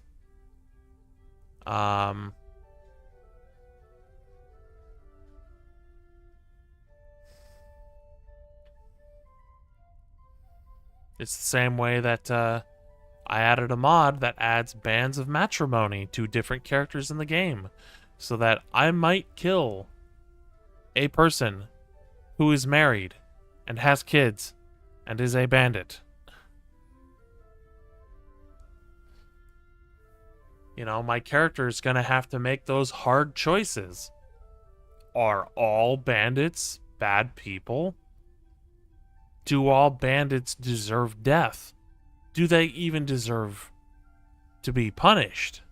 Some of them have been forced into that life because, you know, dragons burned down their farm, and then they were trying to like get in with a group for safety, and then that group turned out to be a, you know, clan of bandits, and it's like, well, fuck it, I might as well pay my dues and, you know, make it so that we can eat and have money and have equipment. And then next thing you know, they turn into bandits. Like, a lot of the bandits aren't necessarily bad, but then you do have a good number of bandits who are legitimately bad. But it's also why I added the mod to add angry Nords. Basically hostile civilians who just run out of the bushes and try to attack you. It's because their villages burned down from dragons. They're tired of the Thalmor intervening. And they're like, fuck this, I'm going feral. Fuck everyone, I'm gonna go attack the next person I see. The next person they see is, of course, the player character. Like, this is basically the villagers before they become bandits. So my character is going to have to reconcile with that of, you know, am I willing to kill people, bandits, children, married people? For what? Justice? But those are those questions that my character's going to have to face. And the story I want to tell with Maximilian, my lawbringer, is that he's going to spiral into paranoia and, you know, like, you know, it starts out with bandits, and then it goes, oh, the Silverbloods, they run Markarth. Well, I'm gonna have to take them out too. Or Maven Blackbriar in Riften, I'm gonna have to take her out too. Think we're gonna take her out to Red Lobster? Nuh-uh. Not the Chili's, certainly, because they're closing. Just had to remind everyone about that. And then it's like, you know, we have add-ons where we can take over a Penitus Oculatus fort and give it over to someone else. And I plan to give it over to the local populace. But my character also plans to join the Penitus Oculatus, which will, you know, be quite awkward. And it's just going to be like bandits, Silverbloods, Maven, the Penitus Oculatus, the Stormcloaks, the Imperials, they're all the same. To eventually to a climax where, if the save lasts that long, my character, Maximilian, will be taking over Skyrim. He will be conquering. And he will rule with an iron fist. And then that's pretty much the way the playthrough planned. I plan to have the playthrough end. He will have a son, and his son is going to be a diversion from him. He's not going to be like his father. He's going to actually be a thief with a heart of gold. So that'll give us an opportunity to use things like Thieves Guild for good guys. Shouldn't have had those eggs earlier. We could even do, Dark Brotherhood for good guys, where, you know, we just go through that.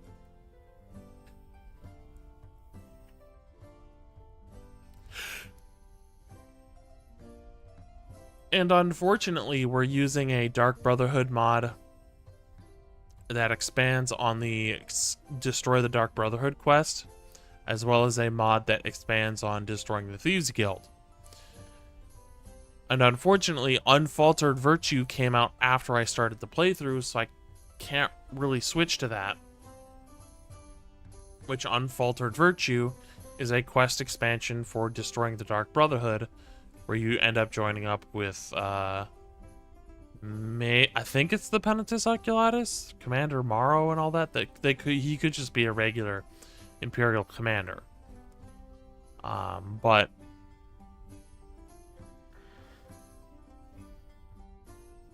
it's basically the Dark Brotherhood quest but from the Imperial's perspective, and it's not just destroying the Dark Brotherhood. I mean, that's what you do, but it's a little more complicated than that. So we will not be doing Unfaltered Virtue until probably the next playthrough, simply because my Valkyrie isn't going to be joining the Dark Brotherhood.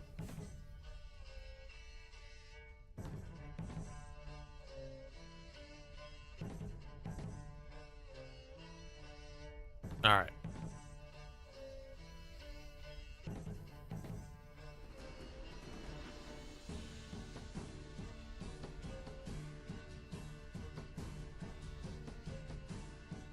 I think I'm gonna make barbecue cheeseburgers on pretzel buns today. That'll give me an opportunity to separate my hamburger. And then I can get the rest of my hamburger set up for making tacos. Because I still have plenty of taco making ingredients that I need to use up. So...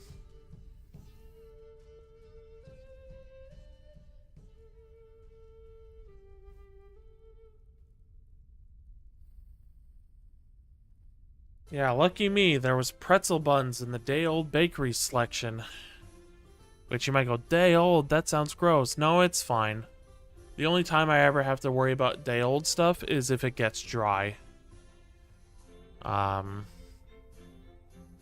Most of the time it's perfectly fine. I've only ever had a couple instances where getting day-old bread resulted in getting moldy bread. Only a couple times after years of buying day-old bakery items. So, it's fine.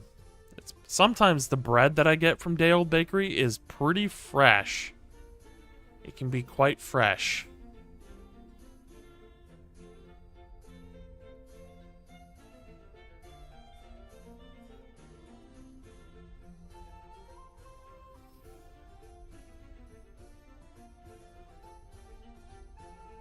And sometimes the day-old bakery stuff is, like I said, it just gets dry. Like, I got hot dog buns, but they're probably going to get dry before I use up the hot dog buns.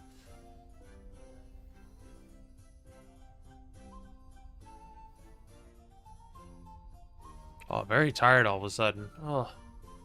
I didn't even stay up late last night. I went to bed at like 10 p.m. The only reason I would have stayed up late was, like, laying in bed and watching a stream at the same time, which I didn't do for a very long time. I just pretty much watched a little bit of the stream and then, you know, dedicated the rest of laying in bed to trying to fall asleep, which I did fairly quickly, because I was plenty tired. And that's what's going to fix my sleep schedule, is not taking naps, but managing to last throughout the day till 10 p.m. and then going to sleep then. Or at least laying in bed.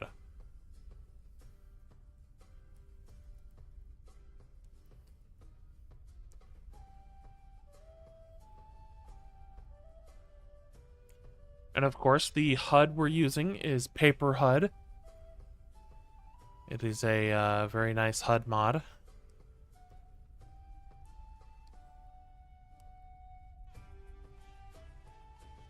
I need to make more Bandit Remys. We already have a Fallout 4 Bandit Remy. It's a Raider Remy. Remy's, of course, my black cat. He's currently playing the game, as you can clearly see in the inset box. But, we have a Raider Remy.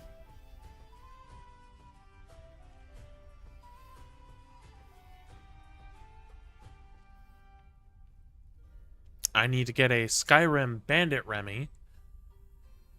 I need to get, like, a Freeman, Kingdoms of Amalur Remy.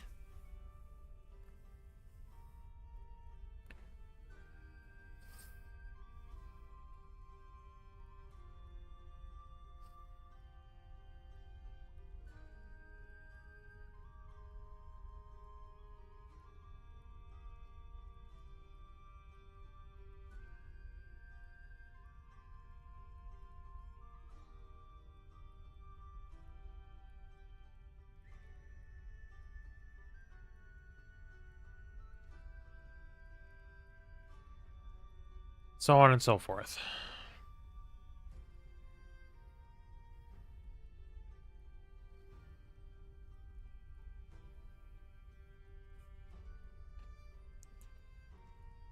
So yeah. Gonna be firing up Fallout 4 pretty soon. Gonna be taking a break very soon. Just want to get to the 2-hour mark.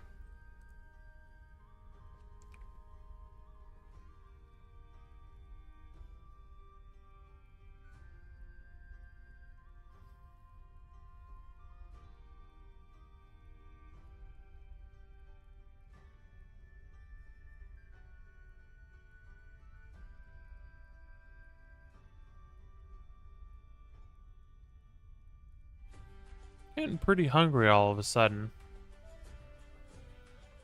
But I want to beat my hunger. I can beat it.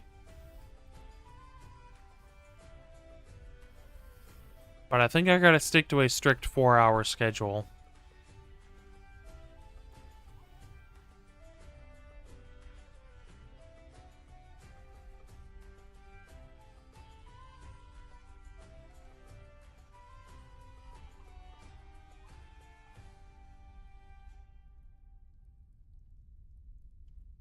Like I said, I'm farting. So I want to make sure you guys don't have to hear it.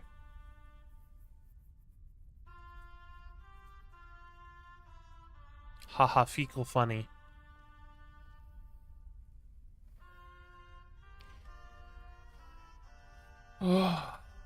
Definitely a little tuckered out from talking so much. My throat is tuckered out.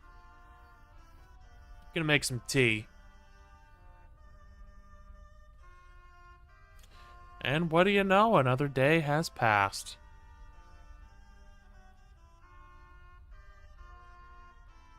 I think we'll take that as our opportunity to take an early break. Alright. Not F5. Although I suppose it'll do. Alright.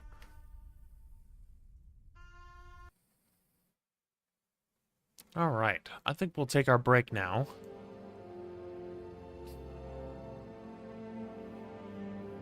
Alright. I'm going to switch to Fallout 4. I will see you all in a few minutos while we get on switched over. And we're going to come back with a little bit of just tooling around on YouTube while we wait for our kettle to boil. But otherwise, we're going to return with some Fallout 4. See you all in a few minutes.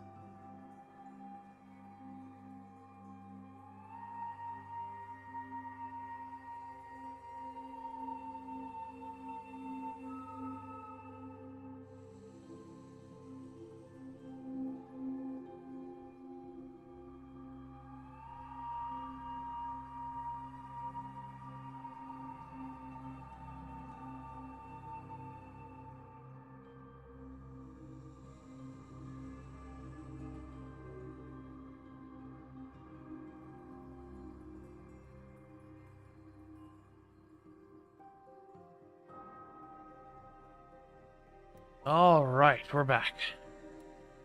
We got Raider Remy here. Okay, well, while we wait for our kettle to boil, video removed. You might wonder why I told YouTube not interested in this video, because it had a pretty spicy thumbnail. Even though it was for a channel I do like. All right. This protuberance is a peacock belly. It was all the rage in the late 16th and early 17th centuries. It started out in just normal dress. It was a fashion statement. It was in vogue. It was the thing to do. And armor, as so often happens, followed suit. As long as it wasn't actively detrimental, it was easy enough to mimic the fashion. And even then, it's a pretty good deflective surface. This protuberance is a peacock belly. Nice. It was... We get knowledge.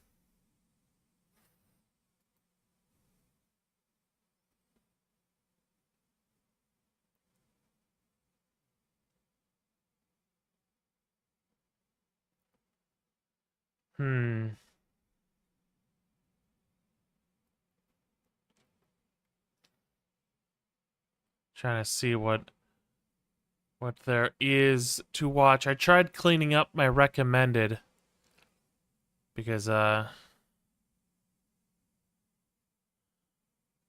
it was filled with some stuff that I did not like. Oh, there goes my kettle. I'm gonna go grab a tea. I keep muting myself on purpose and on accident. I'm gonna go grab a tea. See you all in a few.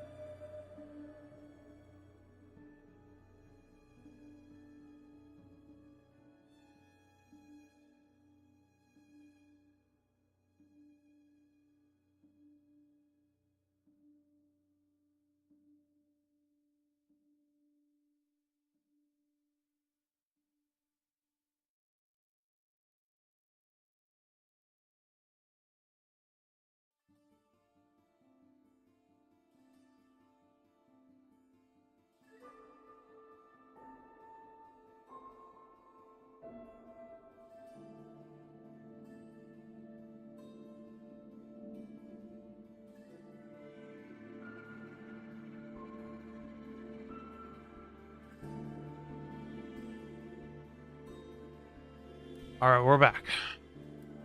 With a tea. My throat is going to be happy about this tea. Okay.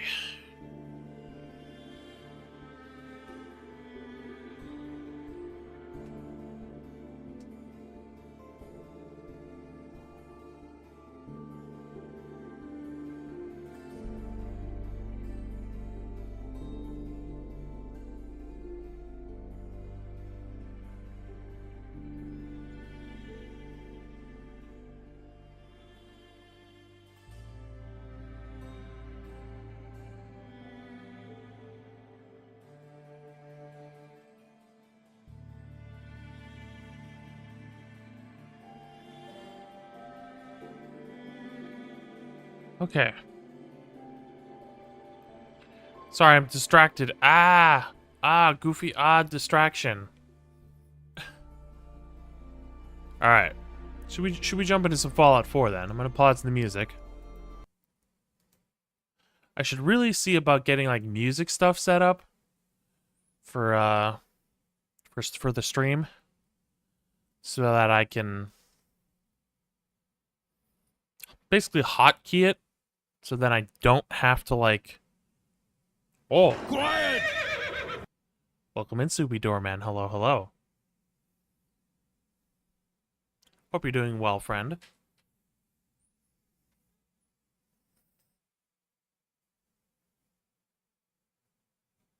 You do good.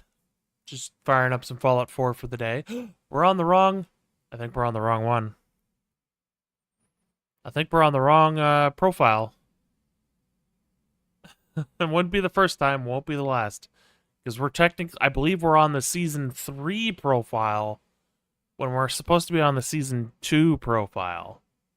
Because now it's like, it's taken a while to load because I have over 1,000 mods on Season 3. Yep, this is indeed Season 3, so bear with as I relaunch the game. Okay, let me switch on over. I'm a professional, damn it. Alright. 400 mods versus 1,100 some. Now, you might be wondering, didn't you just say a while ago that Fallout 4 starts to break down after adding so many mods? Yes, indeed, I did say that. But it's actually working? Question mark?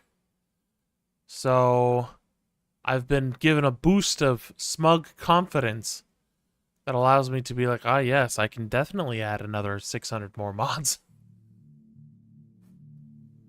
This is the appropriate profile.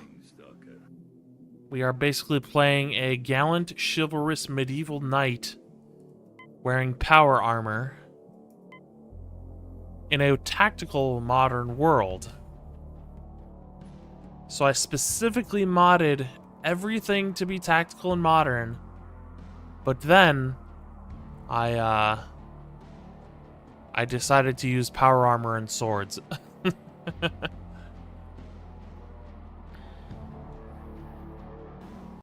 Which of course, oh, there goes my tea timer.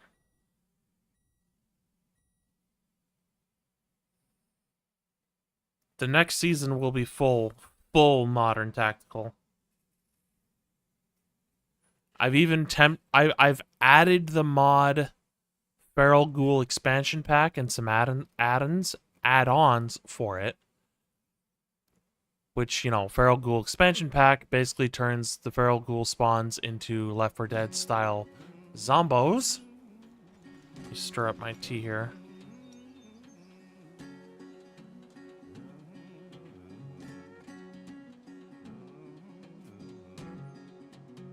Okay. And this is our little medieval village. Oh, my auto-close doors are not working. This door is supposed to auto... I was like, is there a door? There is a door. It's supposed to auto-close, and it didn't.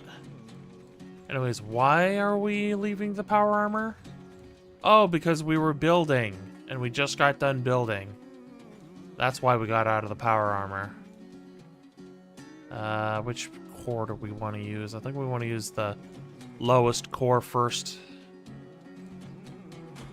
But we are using medieval armor as well as Stalker Talos exoskeleton, which, interestingly enough, gives me more carry capacity and more strength than power armor does. But that's also because when you wear power armor, you do not gain the benefits of your other current equipment. The minty equip. So, oh, that's not the right button. I keep forgetting that I changed the VATS and the perspective button. Perspective is mouse button 3, and VATS is V, because Q is lean left and E is lean right. So. And this is our current set of power armor. However, there's a medieval themed power armor mod that we have installed. And that's, I believe, somewhere in Nahant. So, and yes, we have exoskeleton sounds for power armor as well as the exoskeletons. So, this is our little gate, but we're kind of working on the walls. We need more materials, basically. And I would have crossbow turrets, but I was desperately trying to get the mod to work. So we just have 50 caliber machine gun turrets. Hi, Marcy. Just your balaclava's clipping. You just patrolling the bridge? I need to get her proper setup, but we're still kind of surviving and not really thriving. But we have a crossbow. Here's our sword. It's a big old Zweihander.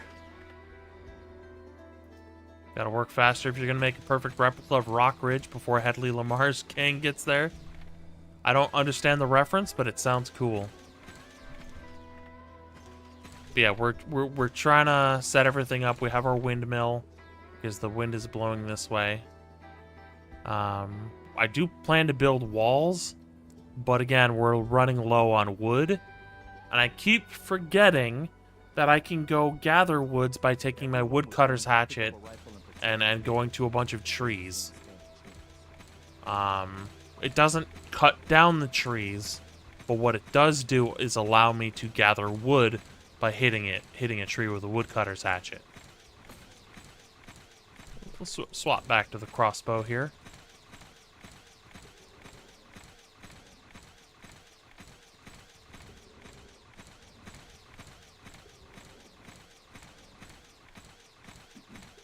I feel thirsty. Well, then let's have a water. Too bad I didn't feel thirsty until after I left the settlement, because then I could have just drank from my well.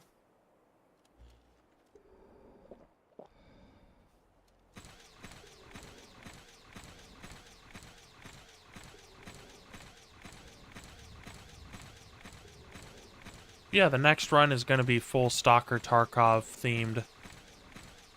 Full modern, full tactical. It's not going to be Val on the next run. It's going to be a Russian guy named Sasha. And that'll be $250.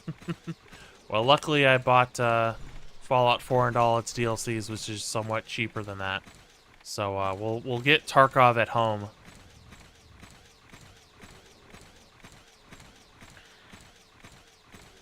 And because it's going to be specifically Russian themed, we have Russian voices.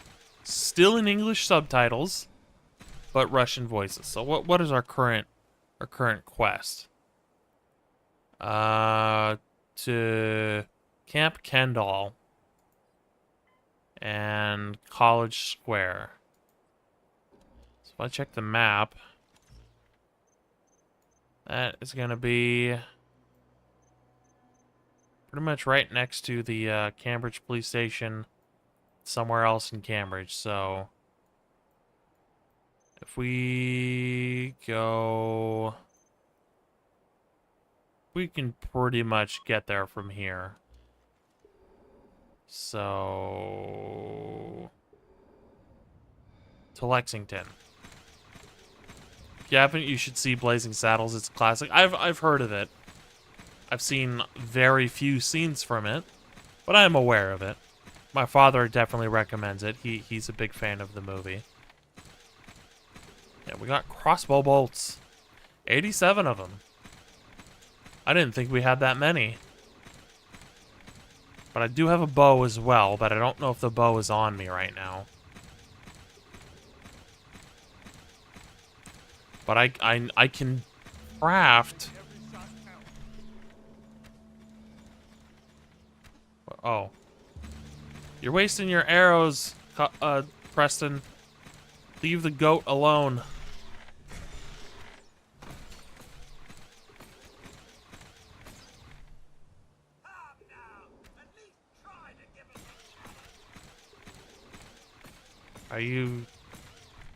Are you trying to be an asshole, Preston?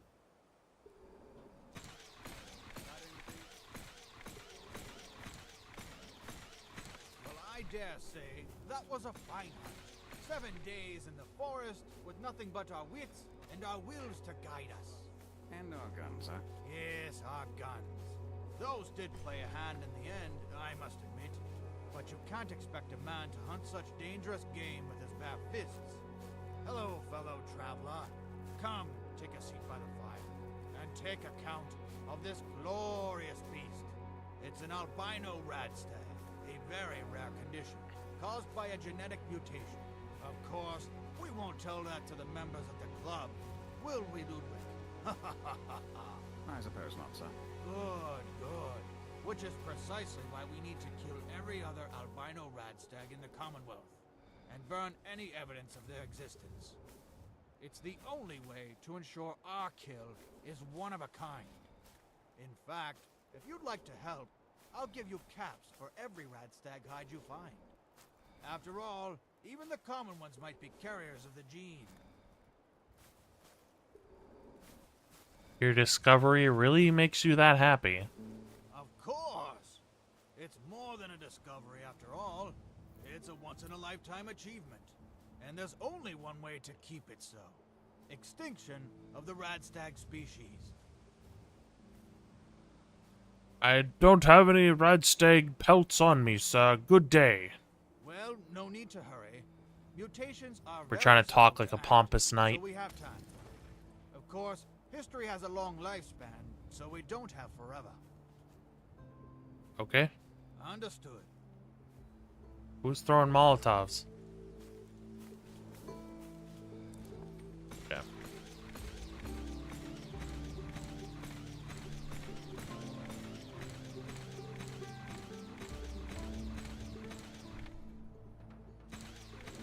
Let's have some tea, now that it's probably cooled off. We did add milk to it, so it's a little cooler.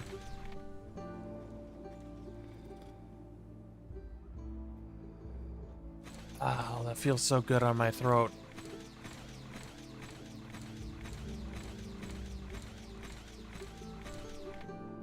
Nice tidy whities.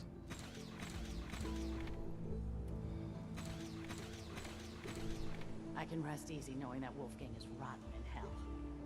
Thank you. Do you need anything? I'd like to browse your wares. A little bit of everything.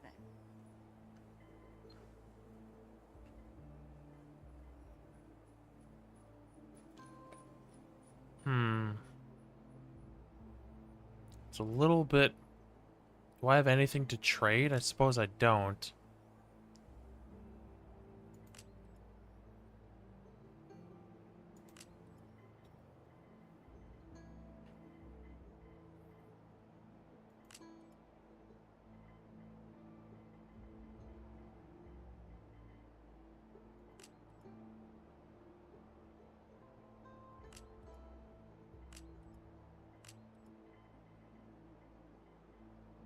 Don't even have any rubles on me to trade. I mean, I do have dollars. It says caps, but it's actually dollar dues.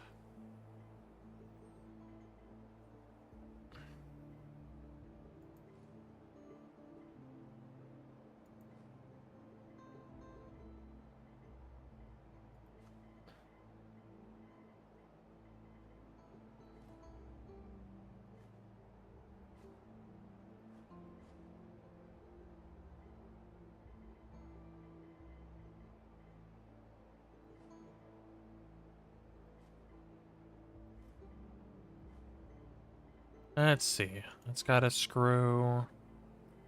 Alright, we can afford that.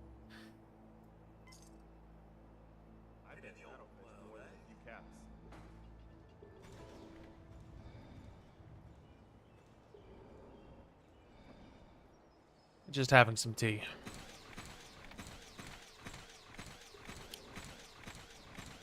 And then we're going to want to follow this to Lexington. And then we'll take the road down to Cambridge from there.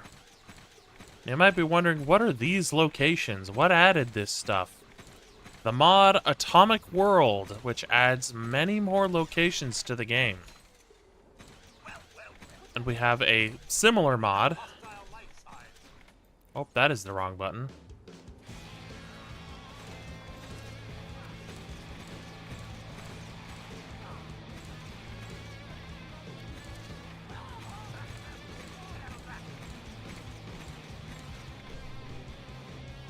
Little Miss Raider.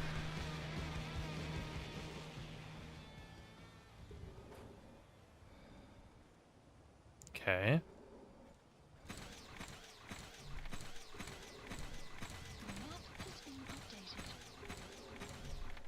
Transient's house. Anybody here?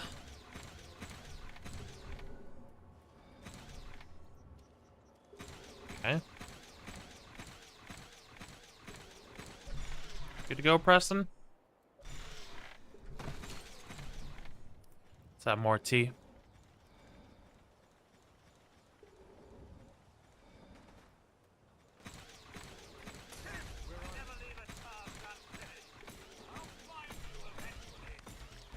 Alright, sir. Bitch. Alright, we gotta heal up, because otherwise we're gonna die.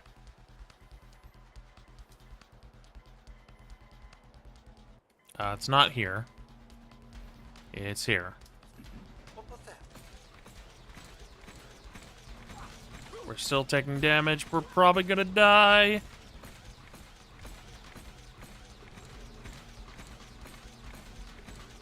Yes, we are dead. You might be wondering, why did you die so easily to fire?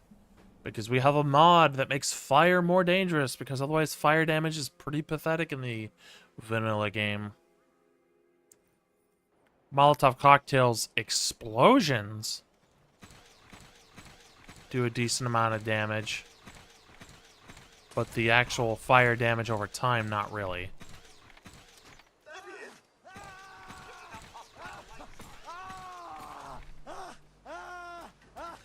Sir, that's very rude. You stop. That's very rude.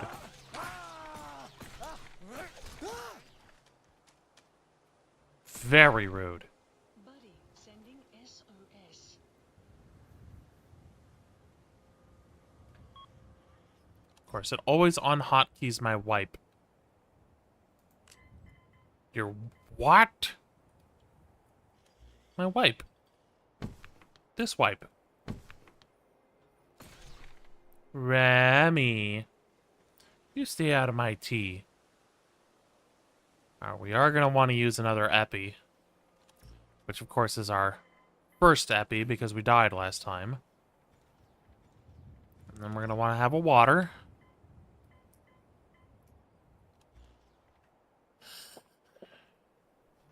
Alright, let's have some more tea.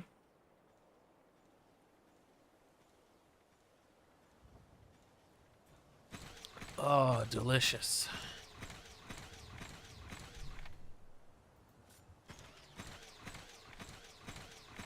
What these raiders don't understand is that life's hard enough without people turning on each other. You damn right, Preston.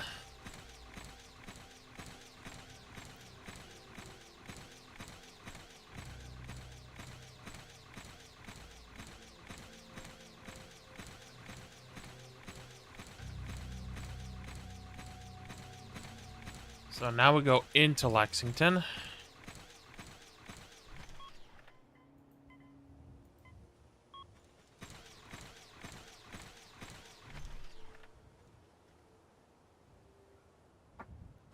Let's having more tea.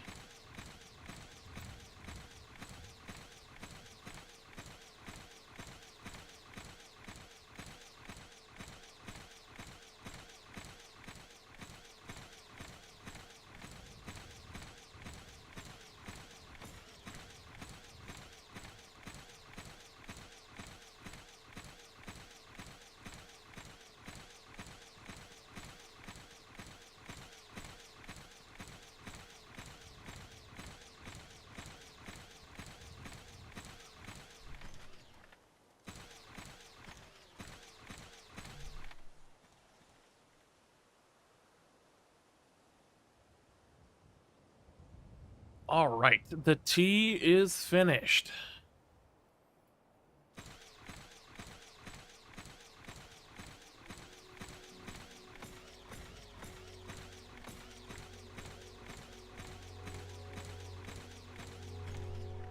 Why are the Lost not wearing their black uniforms? Because I don't mind if it's like in OD green, but they're supposed to be wearing black.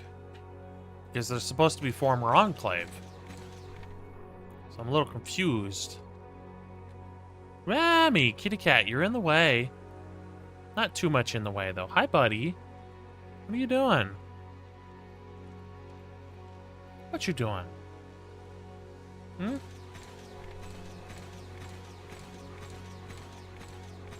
Remy.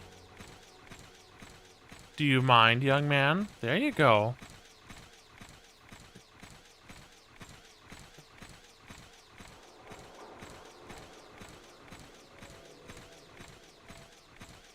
There's a garbage can here. Nothing worth taking, though.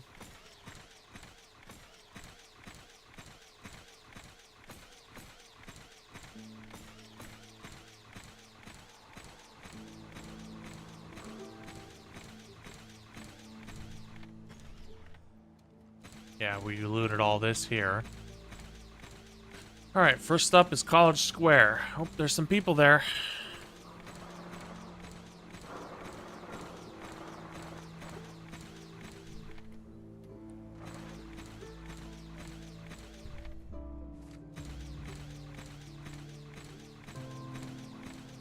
Her?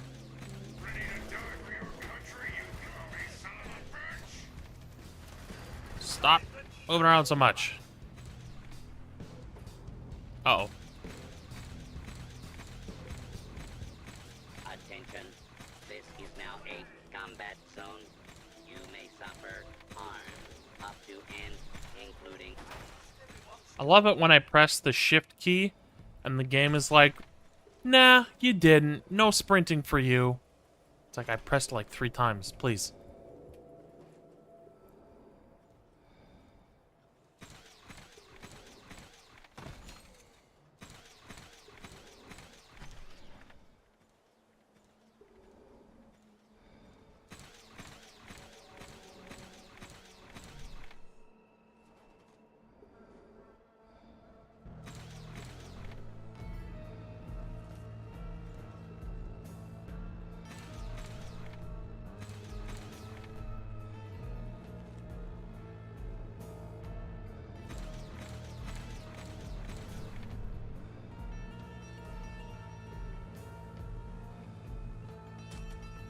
Okay. Oh, there goes a gun. Okay, we gotta use another epi because we're wounded.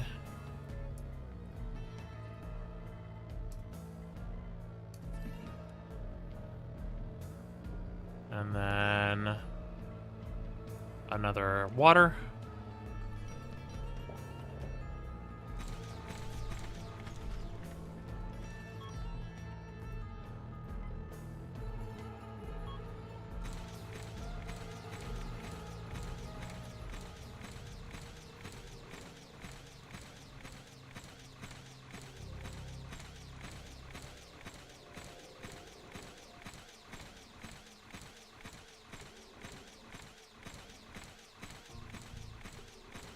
Hopefully no mines respawned.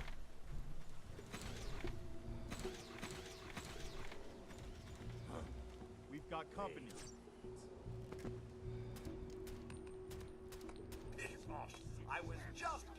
Why are you using a gun? Preston, Just point me to it. you have run out of arrows, it seems. Well, maybe if you didn't waste it all on a goat, you would still have arrows.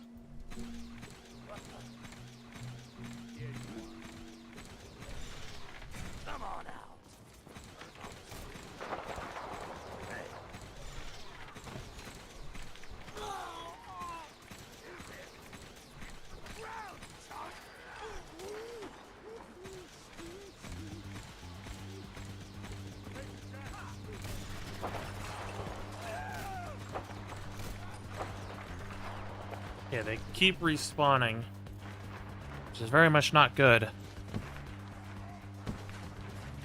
Ow, you shot me. Leave me alone.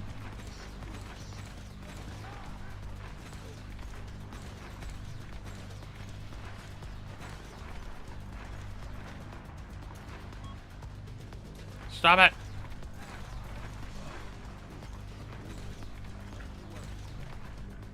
Oh, I see him.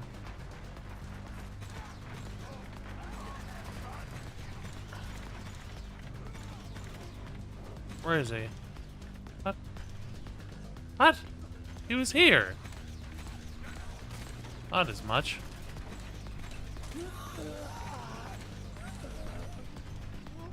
Ow. Oh, he broke my arm, the bastard. Uh-oh.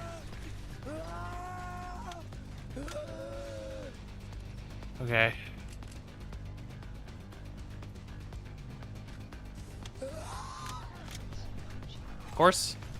Of course my hotkey has to be unhotkeyed every single time. So I have to set it again.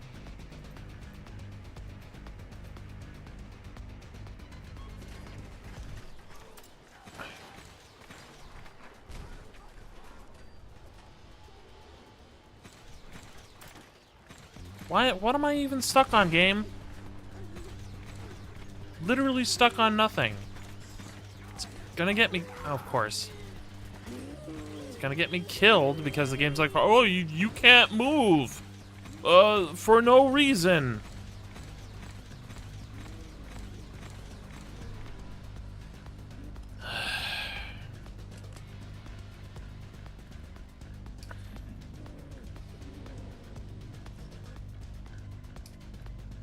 Gonna end up using up all my water before I can even get to the objective.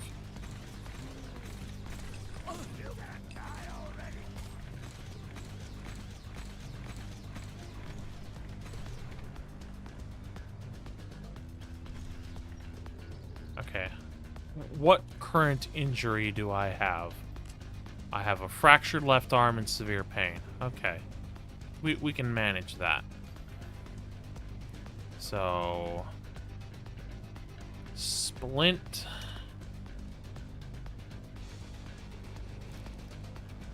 Got a light bleed. Okay, that's just Codsworth, I think. So then let's use a bandage.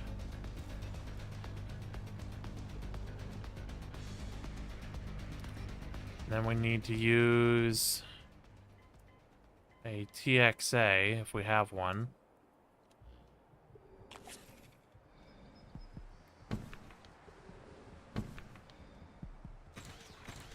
We are dying. Okay, quick save. We should get going. Yeah, you're right, Preston. We should probably get going. Oh, look, these guys died hugging each other. Aw. Poor little fella.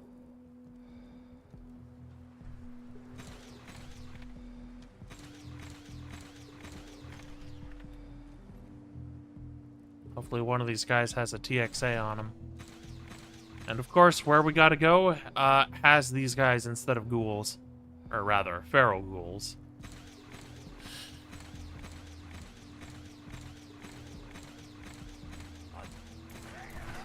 Okay.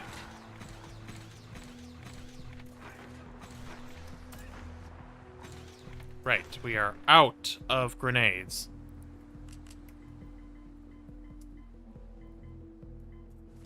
So.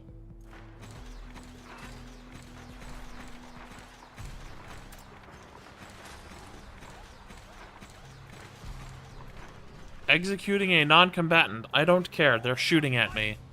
I don't know if that makes them a non-combatant.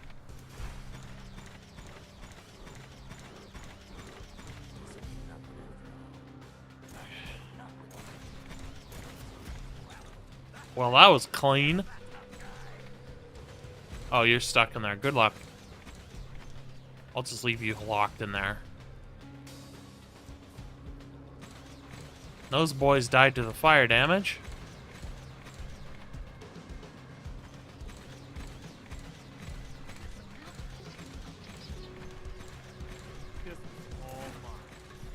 It's definitely not what I wanted to see when I was pulling my sword out. Good job, Preston. Oh, oh, you're dead. Where are you? Let's make sure that was all of them. Preston out here with actual good, like, one-liners. Make sure that was all of them.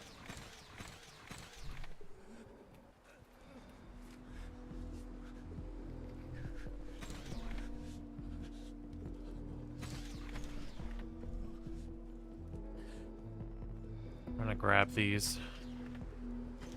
So maybe I can go to the river, gather some dirty water, and then I can cook that up into purified water. But I think it's 3 dirty waters to 1 purified water.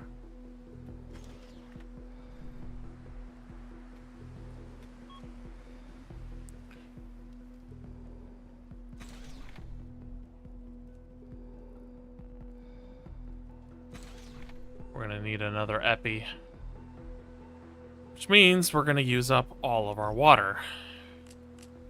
Unless we go thirsty and go right in there.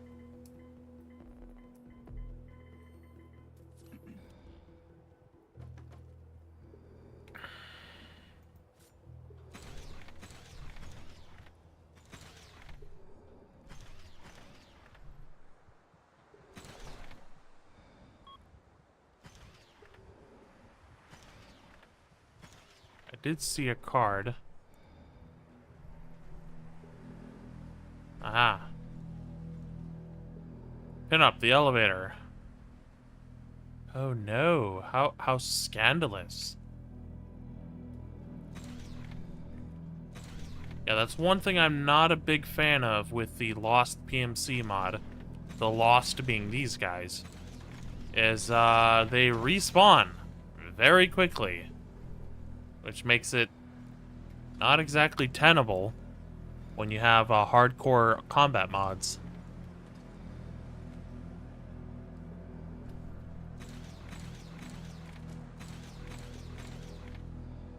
I do enjoy the challenge, but I wish they didn't respawn so quickly.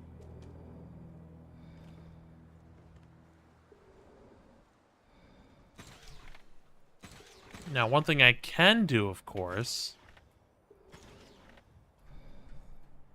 Rika.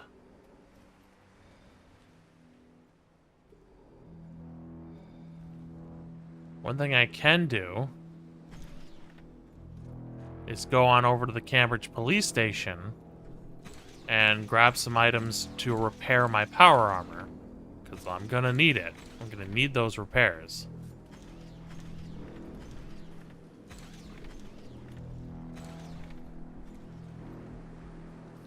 Unfortunato, these guys are not packing many medical items. Which means the, medical items I have used, I don't know if I'm going to be getting back until we, head back to Sanctuary. And of course, it sounds like I'm bitching, but really, I am enjoying the challenge. It doesn't make it suck any less, though. It's still a shitty situation.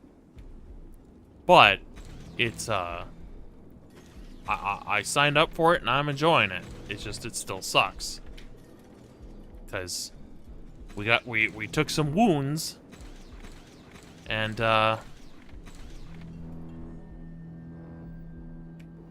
We took some wounds, and now we're having to use our resources to heal up.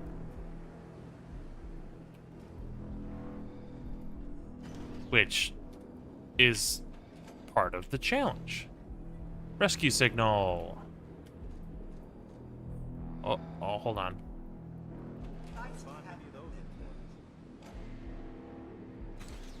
Okay, the epinephrine's gonna run out. And I think we only have one epinephrine left. So, what I'm gonna do, I'm gonna head on over to the Cambridge police station. And I'm going to, assuming the Lost do not respawn overnight.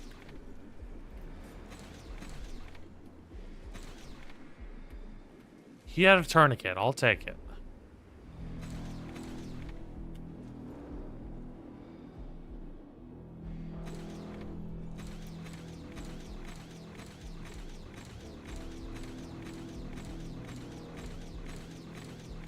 So what we're gonna do is I believe there's a power armor station here. Yep, there certainly is. So what I'm gonna do, I'm gonna park this here.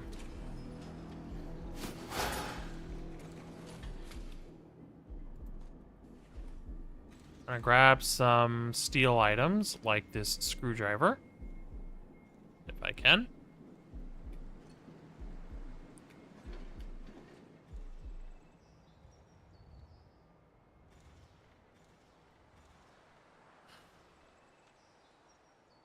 And I have looted this place already, but I didn't take everything.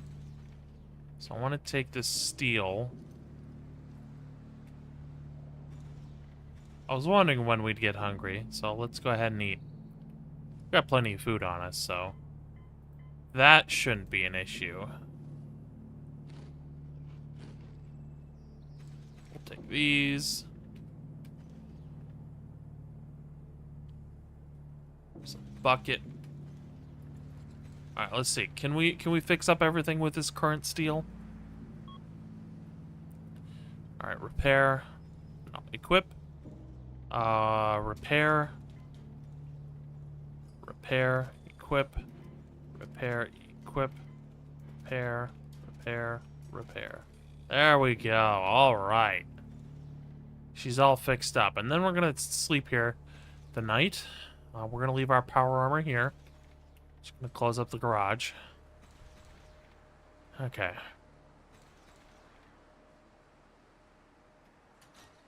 So we're gonna sleep here the night, which will heal us. And then in the morning, what we're gonna do is go over to the river, grab some dirty water with our bottles, and then we will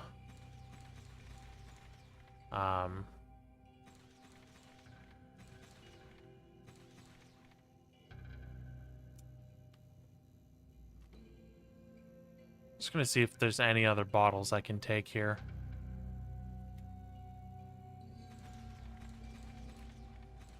Because I wanna get some dirty water and then cook that into purified water. Least of all, I'm gonna need it just for my regular survival, let alone when using meds.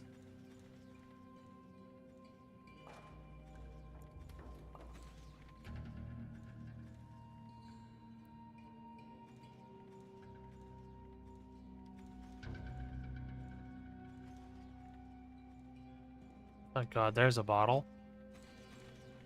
Oh look, bobby pins.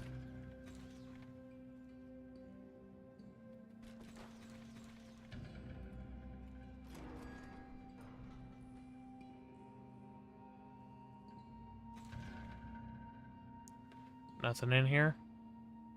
Nothing at all.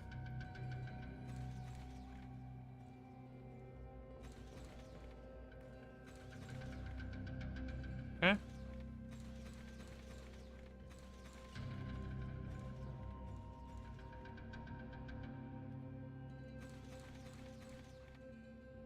There's Dance.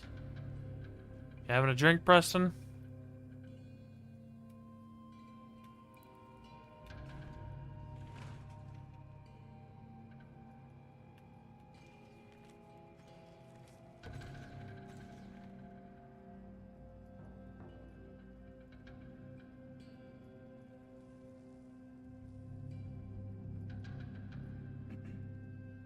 Dehydration worsens.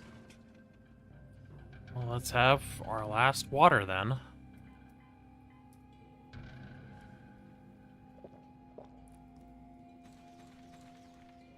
Don't suppose you, Watch your back out there. I'm guessing we're not the only ones scouring the Commonwealth for those artifacts.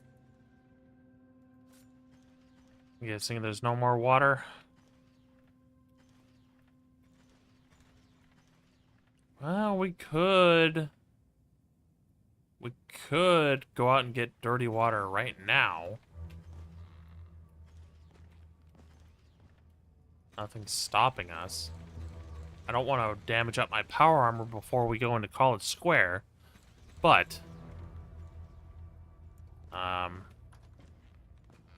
gonna want to go to the river, grab up some bottles, or bottle up some water, and then get a fire going in the garage probably, and then use that to use our cooking pot.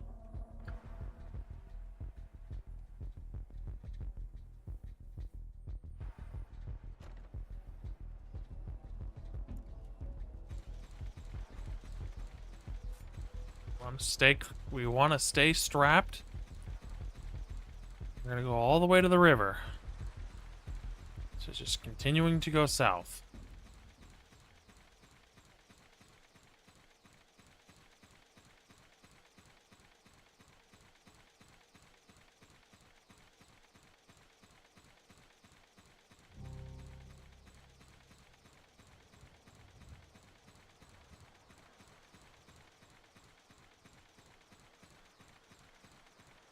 Flashlight's not being much use with how foggy it is.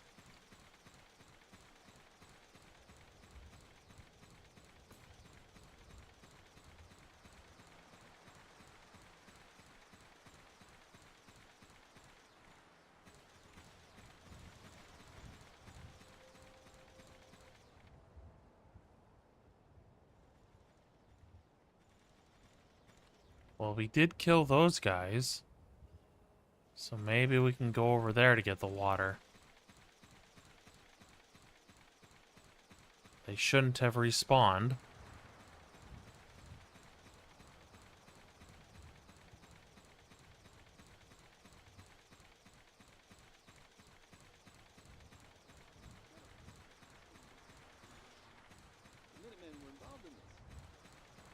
Oh, somebody's here. Sir? Got any work? Can't buy booze without caps. Can't get caps without work. So you see my dilemma. Yes, come to my village. Great. I'll be there with the beers on. Bells on. What I'm trying to say is, I'll beer there or beer squared. Okay, go to Sanctuary.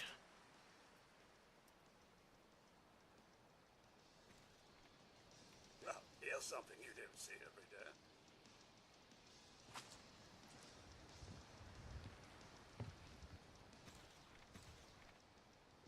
Fill bottles. Okay. Then we're gonna go back to the Cambridge police station.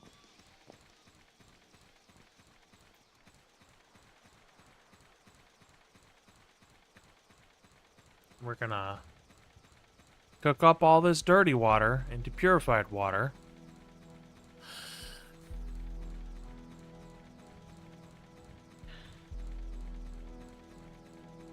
Not gonna get as much, but we should get a good amount, which will give us survival needs and medical needs.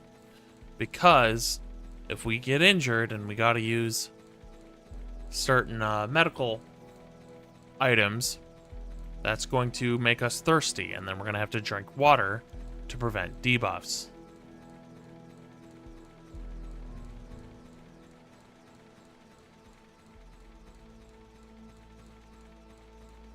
However, we have a slight issue with Lost PMC. It is respawning them very, very quickly. Which may disrupt the playthrough.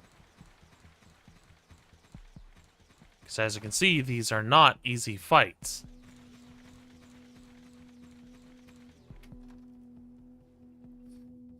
Ugh. Oy. The neck crack. What the hell are you waiting around for? I'm gonna beat your ass.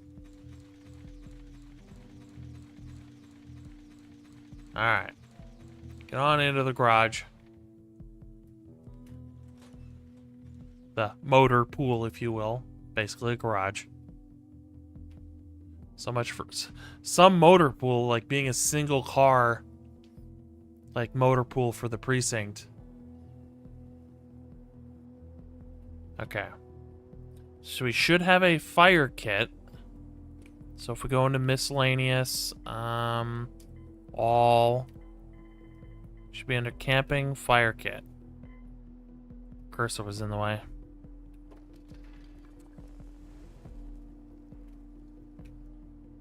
Place cooking pot. Let's cook up our dirty waters. Get some purified water. Hell yeah, that's a lot.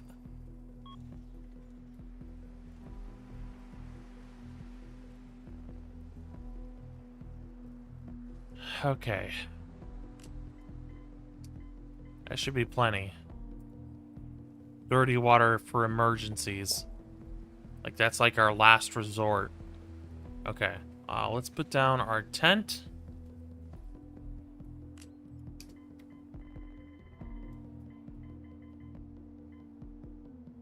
We'll just put down our sleeping bag. That should be good enough. Right next to the fire. Real safe. Okay. We're gonna sleep. We're gonna sleep until morning.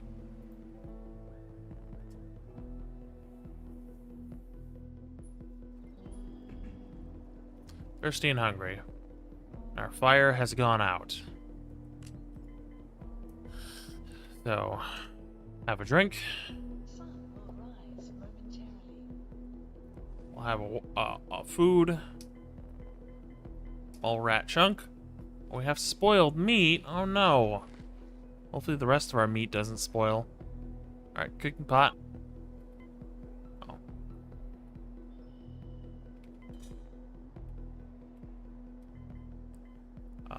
Clean up. Pick up. Let's get the fusion core in there.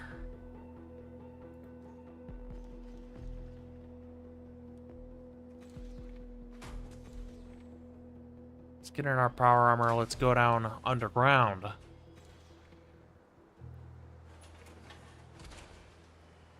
That should be it.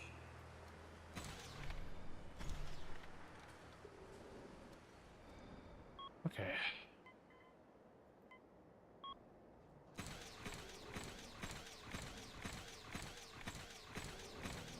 To College Square, then.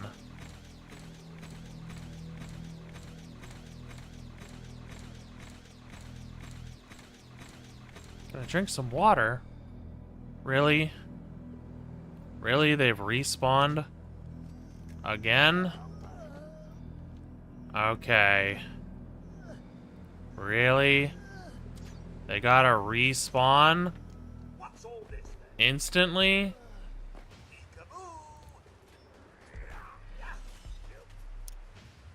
That sucks. Let me see the mod page.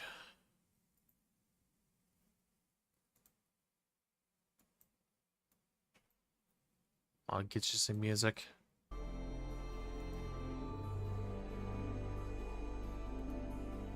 That sucks. Lost PMC.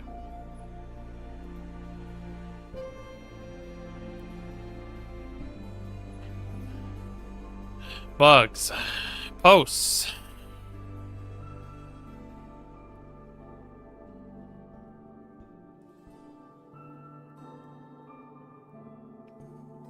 If you don't, welcome back, Maldoral, or hello, Maldorath. Not welcome back, but welcome back to this stream specifically. You have any Bach and C minor? Welcome in. Hello, hello. Hope you're doing well.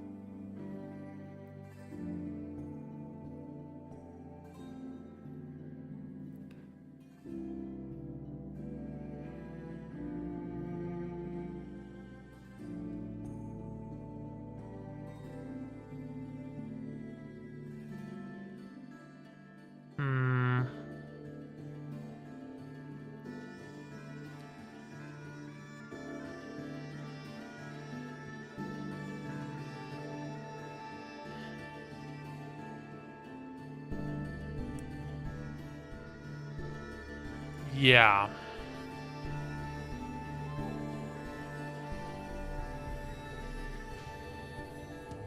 Let me kill the game here.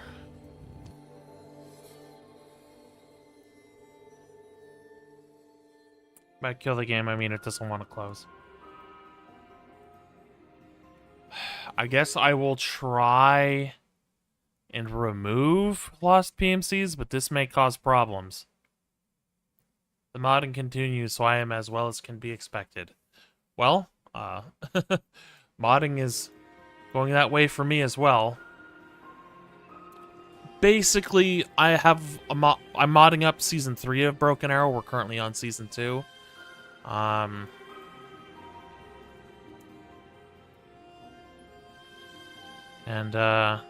is this gonna cause problems? No, missing masters. Okay. Let's see if this has any problems. We're gonna load into the police station itself, because I do have a save there, I think. Because then we'll be in a different cell. And then when we go into, and assuming the game even loads. But, yeah. Season 3 modding up is going well. It's just, I want to keep playing Season 2. I'm roughly halfway done, so there's that. Nice.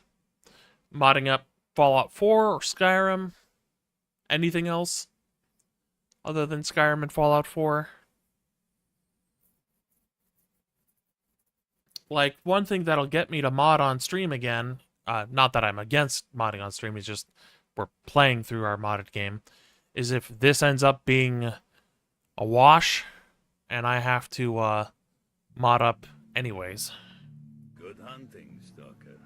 Because we are modding up Season 3, but starting next month we're going to be modding up Skyrim again, but for a separate profile for Shattered Skyrim for October, so. Just got pinged for some loot help. Be right back. Oh, alright. Good luck. Let's see here. Load. Quick save.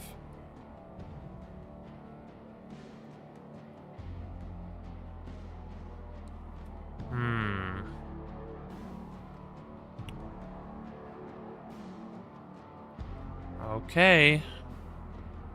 I guess we just have to load it. Let's see if it causes issues. It may not cause issues, but it may. It may.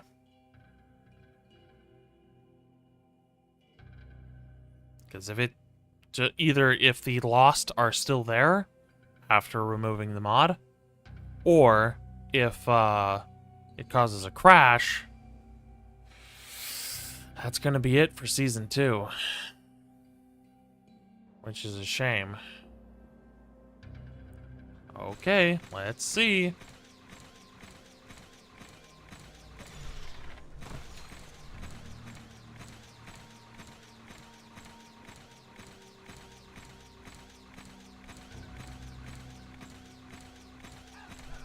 Okay.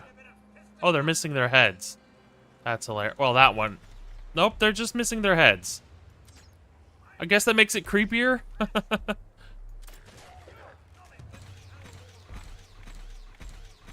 We have headless ghouls now. Well, at least...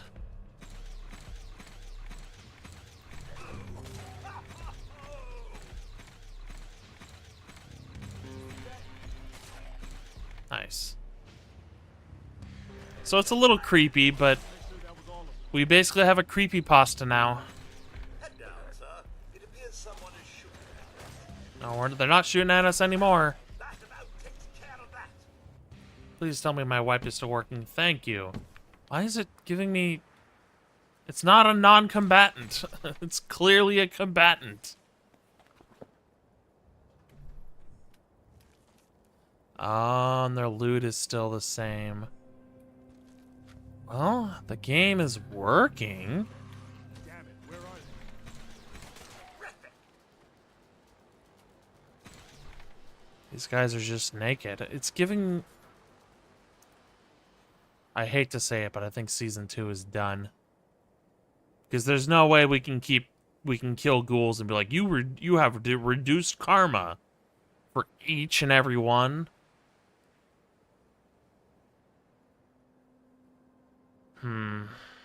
Okay. Okay, that's the problem. So I'm not going to be using a Lost PMC again. What that does mean is, we're going to be modding up now. It never ends. I'm going to turn the music down, however. So, Season 3, then. I'll get you a view here once it loads. And yes, we have 1,214 mods.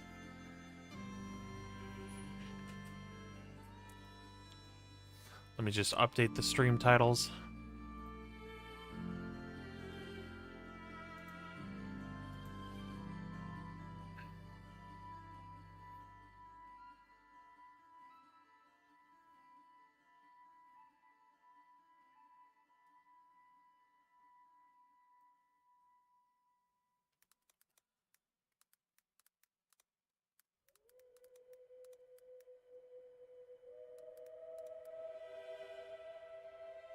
Okay.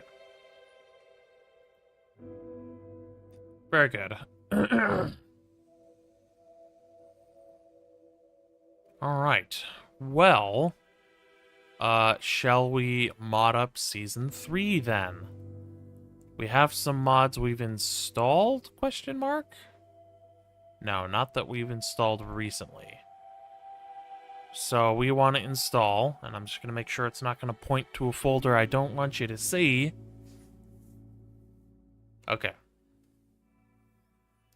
And because we have so many downloads, we have to sit here for just a little bit for the date modified to update so that it actually gives us the proper date, which will give us the latest downloaded mods. What you jumping for, Remy?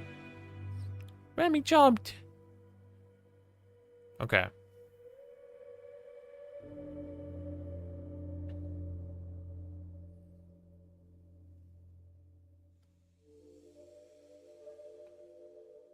We want this.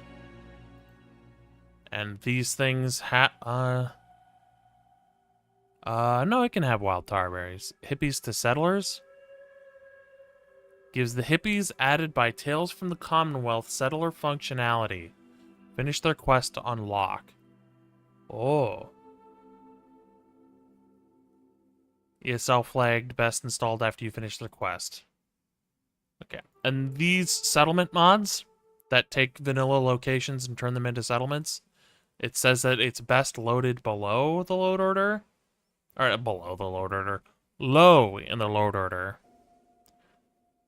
So, and the nice thing about these expanded settlement mods to add vanilla locations as settlements that aren't settlements is these specific ones are ESLified. So we're going to pull these just above the workshop script override. Oh. And yes, you see that right. We have 1,215 mods and 1,009 plugins for those mods. So, we're going to want to get in there.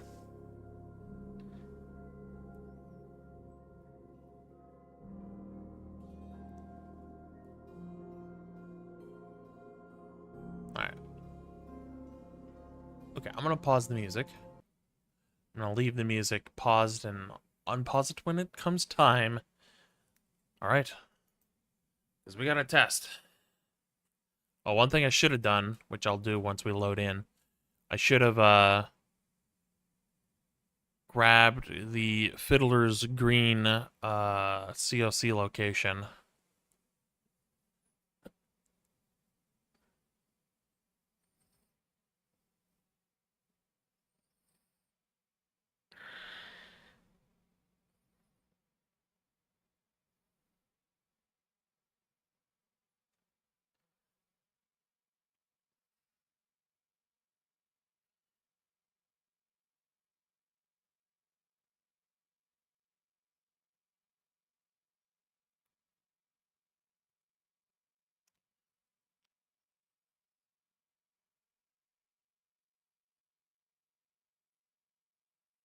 Nice thing about not earning a whole lot of money from content creation is I don't gotta be worried about being demonetized. Because I'm not gonna be making much money, if any, at all. Good hunting, Stalker. Okay.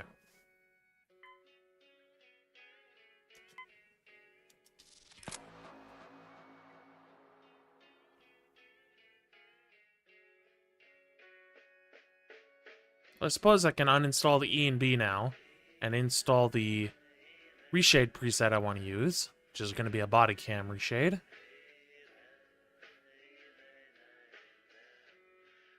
Come on, pop finger. There we go. Oh.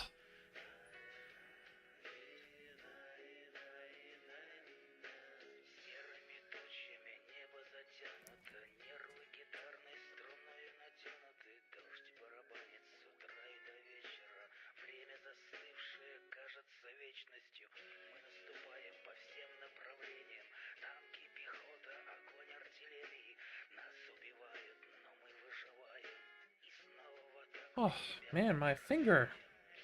It is sore.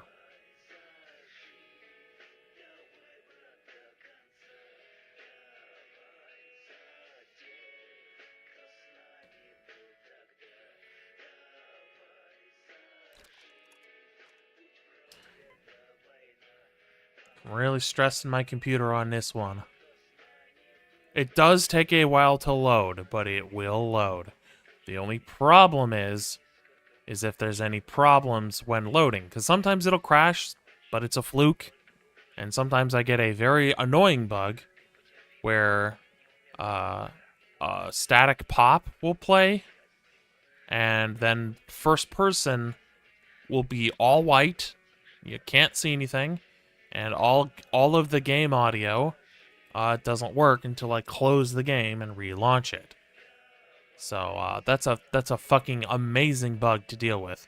So you updated the game and Todd broke it with more bugs, huh? No, I did not update the game, but it is a bug I've been dealing with for a little bit, so it's plenty annoying. It just wants to have that bug. So sometimes it happens, which is frustrating.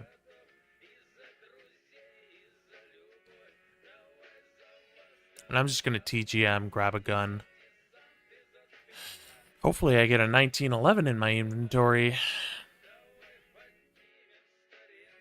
And basically I have just a few precious remaining ESP slots. Which is why, like, if the mod is gonna have a full ESP slot, it better be a worthwhile mod. Don't worry, it's still loading. It's gonna work fine. It just takes a while. It doesn't feel as long when I'm doing it off stream.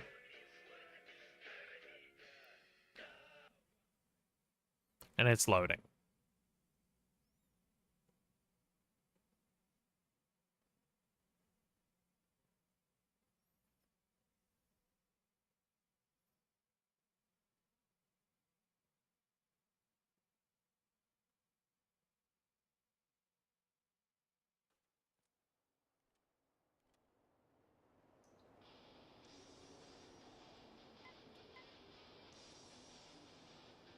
I'll show you my Sasha preset. Let's see, is this the right one? I think this is the right one, maybe. No, it's got to be this one.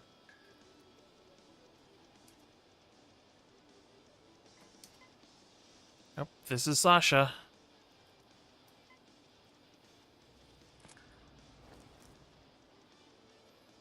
Okay, so Fiddler's Green.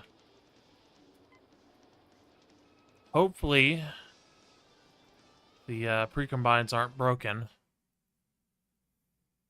You might be wondering, oh, this is just less performance, right? Yes, but it can also lead to occlusion issues. Like things just straight up disappearing over and over and over again. Which is pretty much all dependent on load order, but it can also be dependent on just precombines being finger fucked. So, you know, best to have the load order proper and not add too many things in one spot.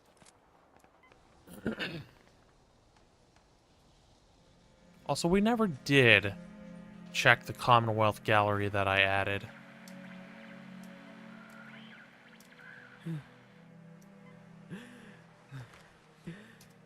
We have the S7 skill system mod again.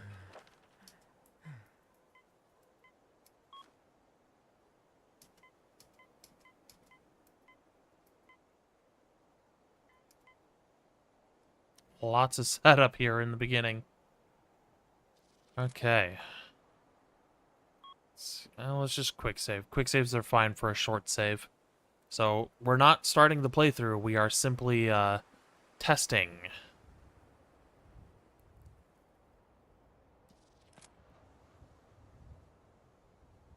Okay, we're gonna TGM. And then we need to grab a gun.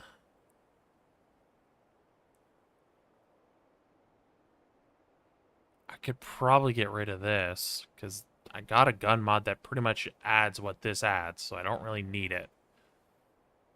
Especially since it's a full ESP.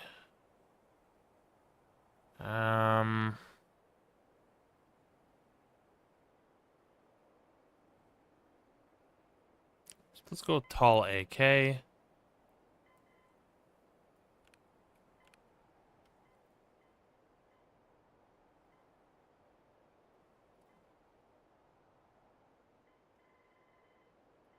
Vapor KM.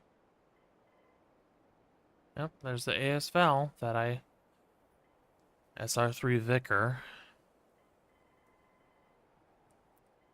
More weapons. AK-104? Sure.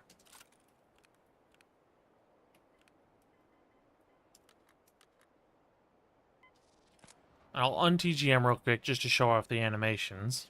They're very nice. Well, not these animations. This is a load order issue. It'll be fixed with a conflict patch. Or I will be replacing the vanilla weapons. Very nice animations. So, let's TGM again.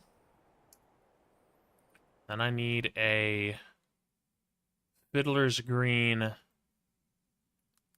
location. Fiddler's Green Fallout 4. Fiddler's Green Trailer Estates. Fiddler's Green EXT. Okay. Let's see if this results in a crash. So, what else do I need? I need some songs.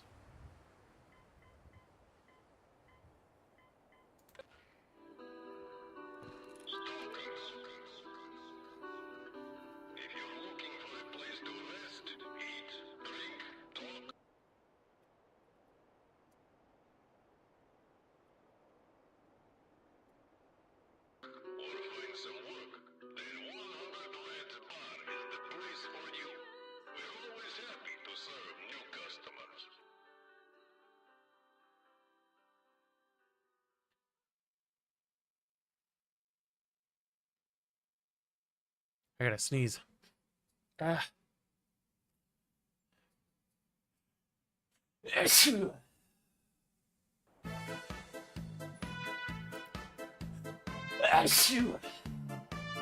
Oh, man.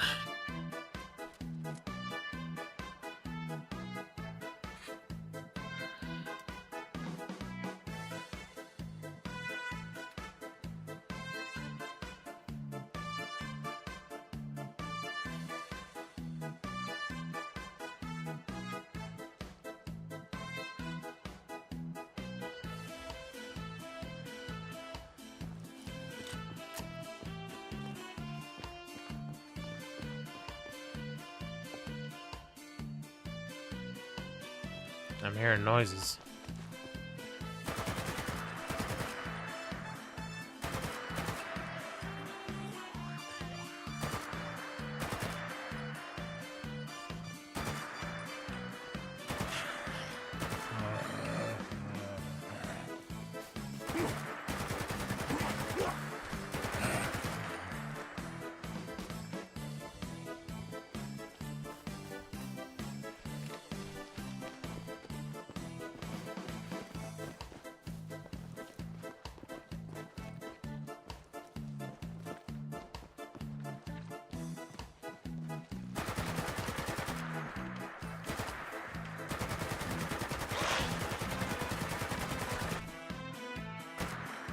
Okay.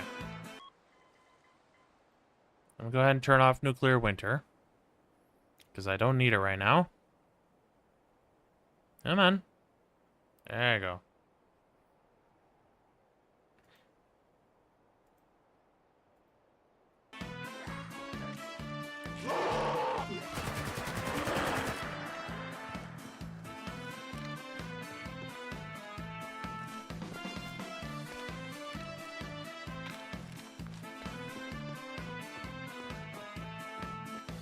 Folks good?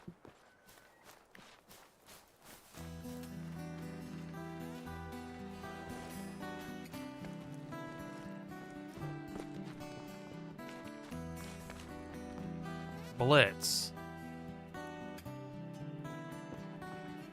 Methinks this is slightly broken. Car add-on. Oh, because I didn't remove the car add-on. Okay.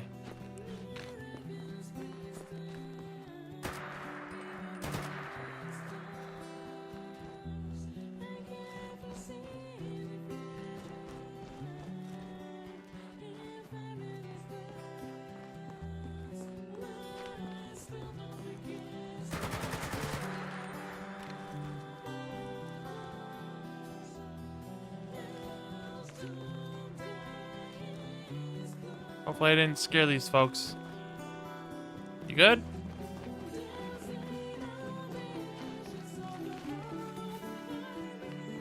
It's okay, it's okay.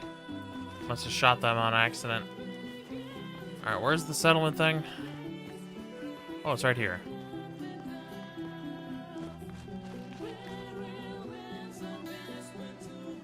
I'm not allied to it.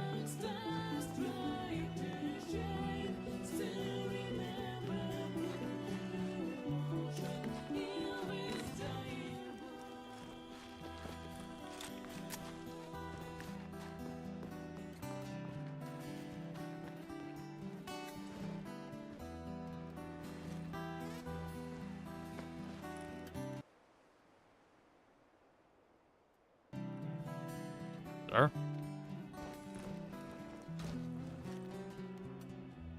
You good?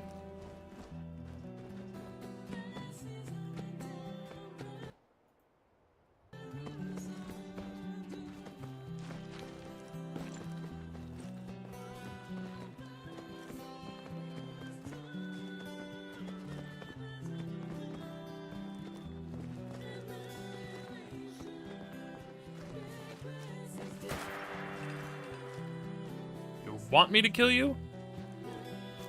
I'll do it.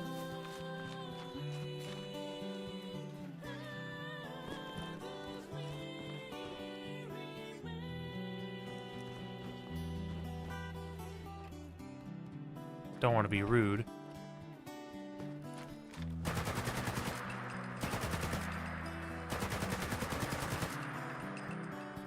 Essential, huh?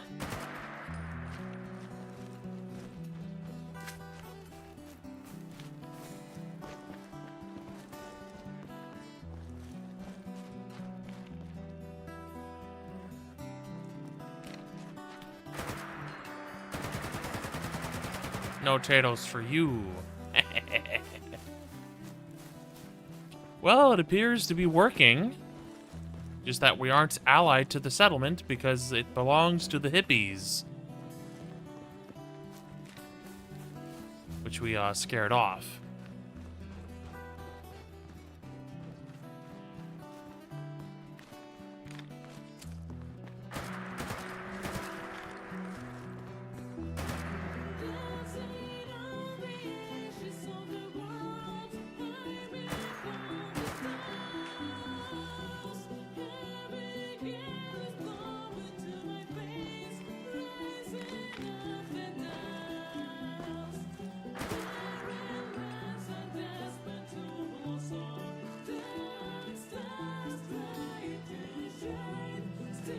Delicious.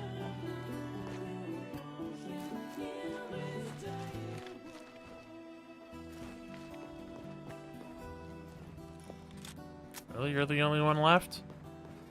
You good? Hey, y'all. Welcome to the commune. Thanks. Just had to shoot you in the head to get you to be cool. Video games are very silly. Oh, yo. Fiddler's Green Tourist map. Oh. This is much better than a mod that just tells you where the items are with quests. So are you good? If it came from the ground, it can do no harm. Do you mean the toxic sludge barrels buried underground? Then yeah, you can do no harm. Just like me, I can do no harm. All right.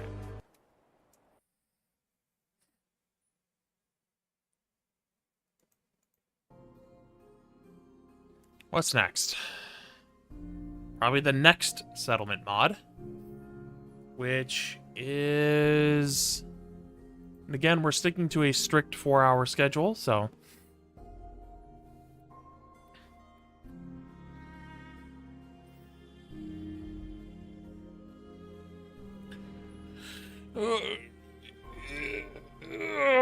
Big stretch.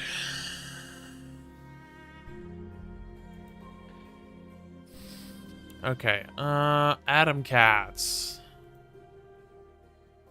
Generic Atom Cat settlers.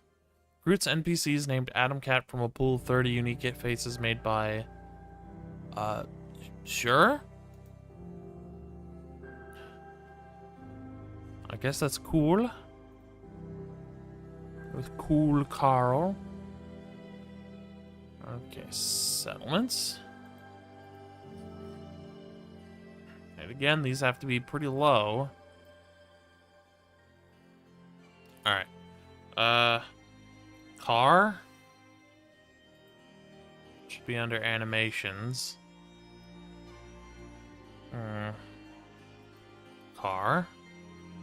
Add-on. It's under settlements. Drivable cars reduh.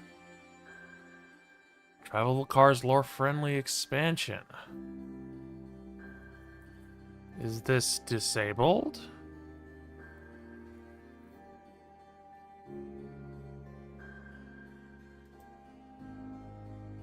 I guess this needs to be lower in the load order? No?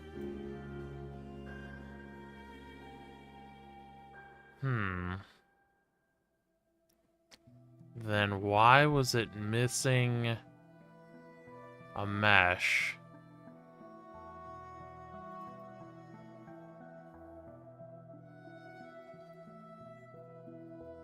Maybe because Humvees was overriding?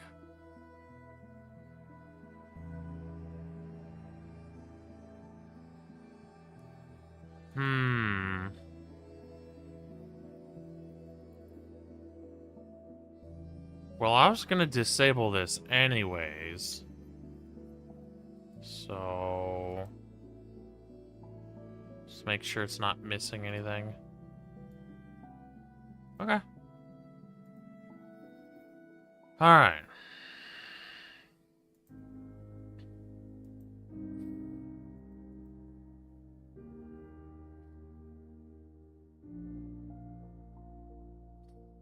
Hmm. Oh, the itchy neck. All right, so if that's what was it? Adam Cat's. So if we do Adam Cat's Garage, Fallout 4, technical. Okay, Adam Cat's Garage AXT. All right, let's launch the game again to test.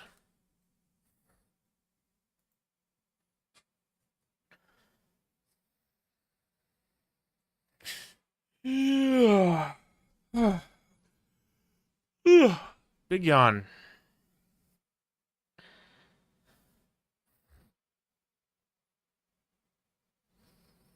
My throat is not happy today. I think I stressed it out.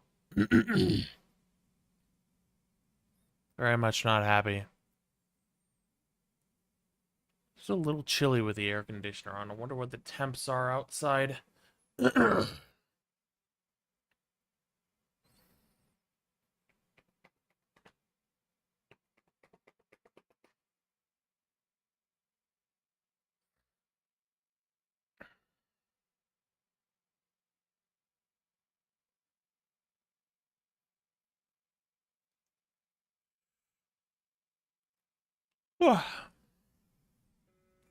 Big yawn.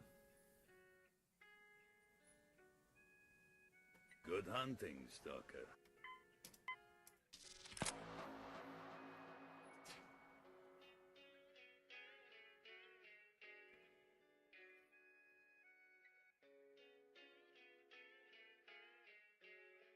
All right. Yeah, I'm not going to use the lost PMC ghouls ever again. It just respawns too fast. And with combat mods, kind of makes it a little untenable when literally after less than 24 hours later, they're back again, which means, you know, common encounters are very deadly because they usually end up burning resources that are very necessary. And then when I have to go through those resources again, less than 24 hours in-game later, it's kind of like, this is kind of poopy. I like the idea of turning feral ghouls into regular ghouls, but with guns. I like that idea. But I think it's just a little wonky, and who knows? Maybe it was something in my loader or not playing nice with it that caused the spawns to be all fucky wucky. But yeah, I think we're gonna avoid that mod. And just use regular feral ghouls. Now, I could change the feral ghouls to zombies and then use the Fall Evil pack instead of the feral ghoul expansion pack.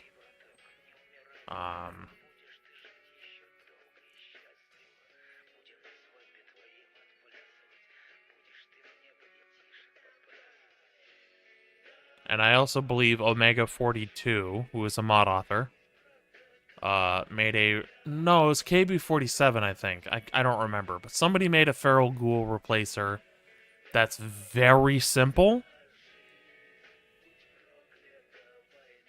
So I could always go with that.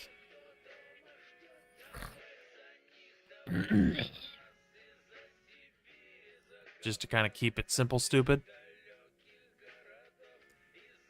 But I might want to see about adding a mod that makes a, like, zombie infection.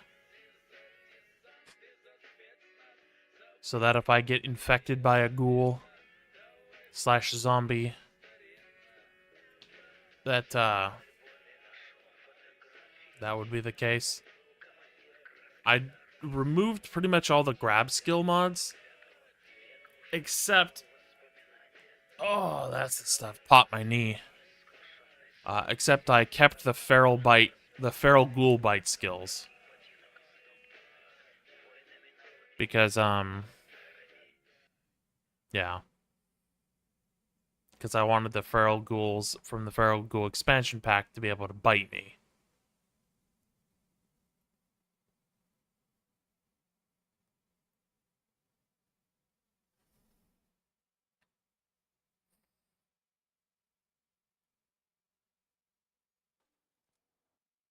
Nice. See, that happens occasionally. Doesn't happen very often, but it happens occasionally, so we're going to have to relaunch the game. Sometimes it just breaks and needs to crash. And sometimes it doesn't. So now we got to wait for that to load all over again. Gotta love that new crash smell.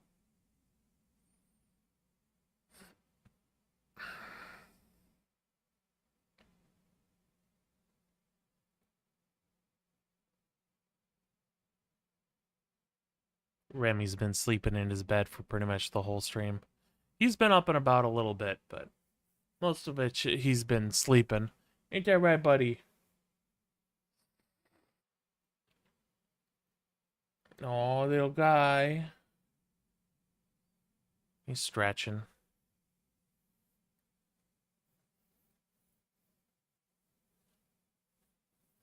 Gonna need to check the time on the stream.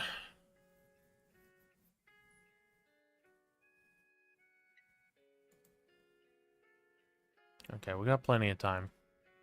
Good hunting, Stalker. Now, if it crashes again, that's gonna be a little concerning.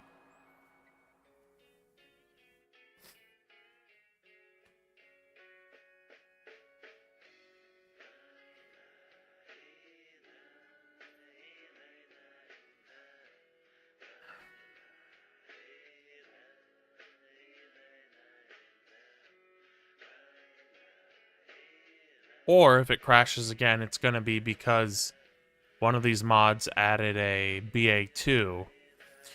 And I'm pretty much at the archive limit. To where pretty much anything that adds a BA2, I'm going to have to extract. Which, of course, will increase the load times when I have loose files.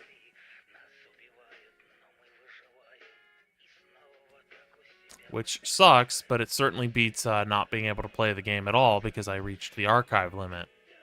And from what I know, the archive limit is like 700 archives.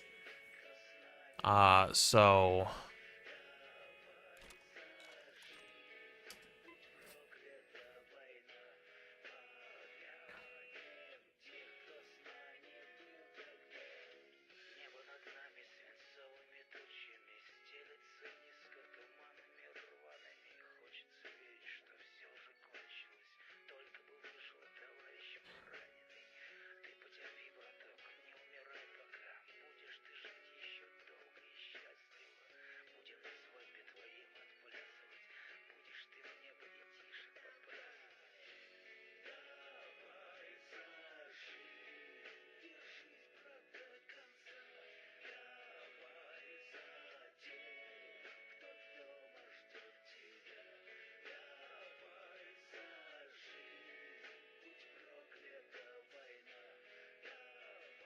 Just waiting for it to load.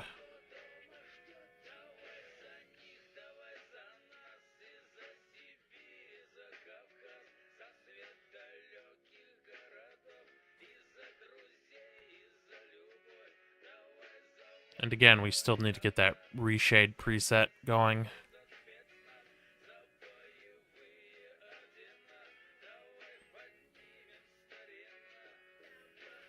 Oh, ah.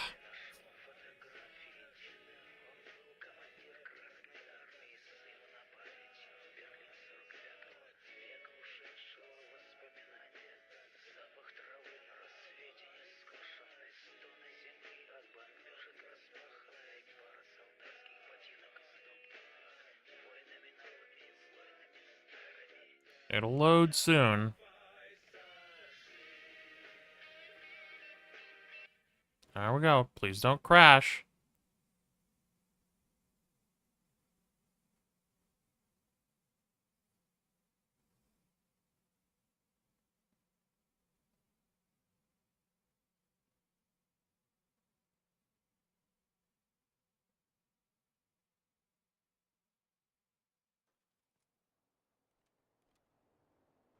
Okay.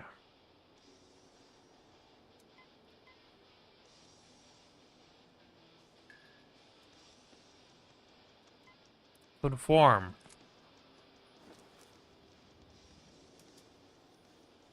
Okay, what was it? Adam Cat's settlement.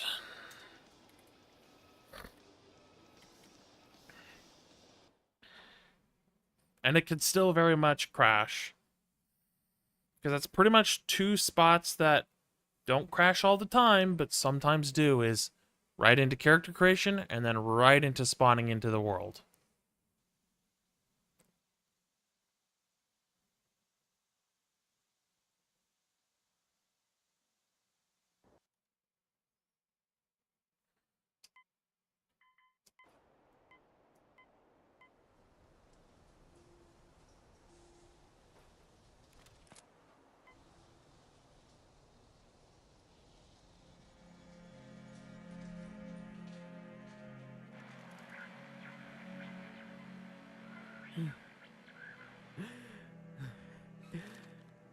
Боже.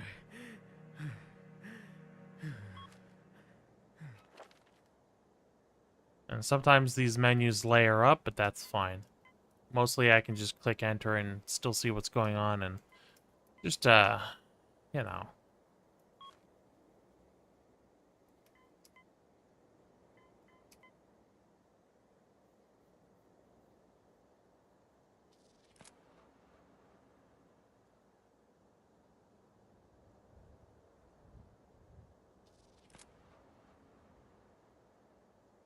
You can see all our little startup quests there.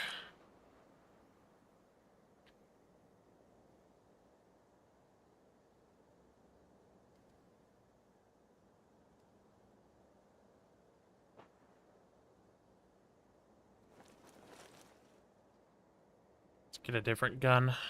I don't even think we need one. We TGM though.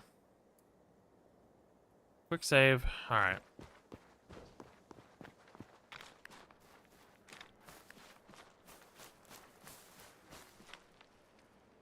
Okay, realistic nuclear winter started. You might be wondering, what are these red barrels? Do they explode? Yes. Yes, they do. Because I figured that kind of spiced things up a little.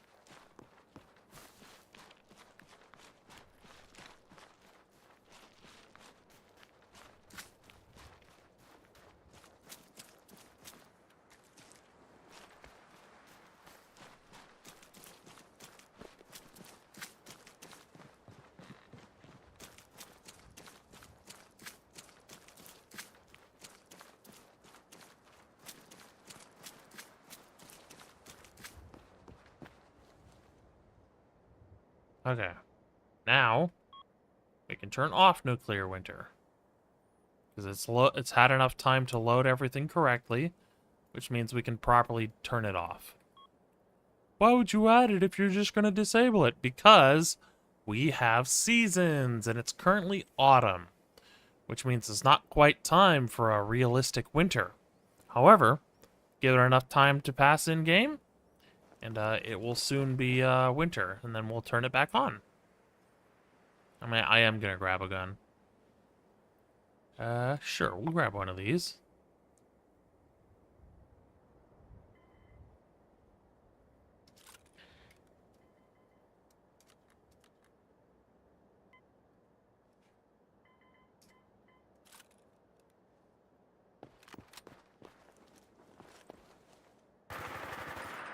Okay.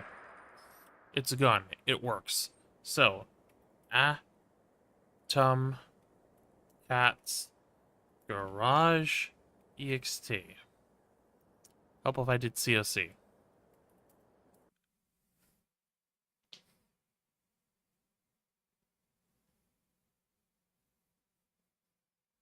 Grammy! You waking up, little guy? Grammy!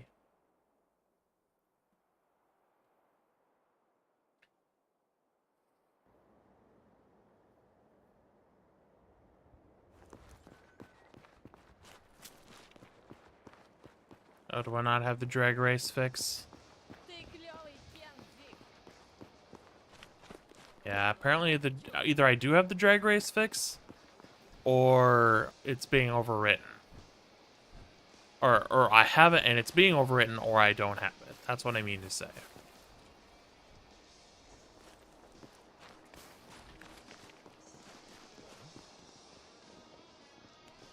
Эй, сопля, ты чего тут трешься? Это территория атомных котов. Сильное название. Угрожающе звучит. Ну и возвращайся в свое захолустье. Я понял. Ты хочешь примкнуть к котам, да?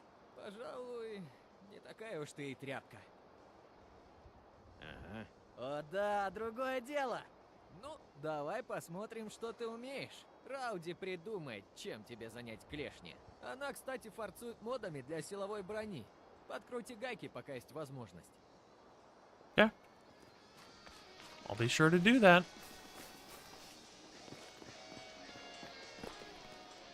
Gotta love the Doppler effect here. Well, they have workout? Hell yeah. Doc? Здравствуй. So I hear you're the big boss running all the settlements uptown. I can dig it. So we have a mix of Russian and English voices. Не сегодня. Okay, so he's from 3D NPCs.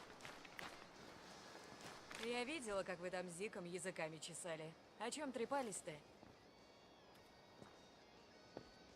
Well, don't turn away from me. Я хочу вам чем-нибудь помочь. Зыка, судя по всему, босс разглядел в тебе задатки атомного кота.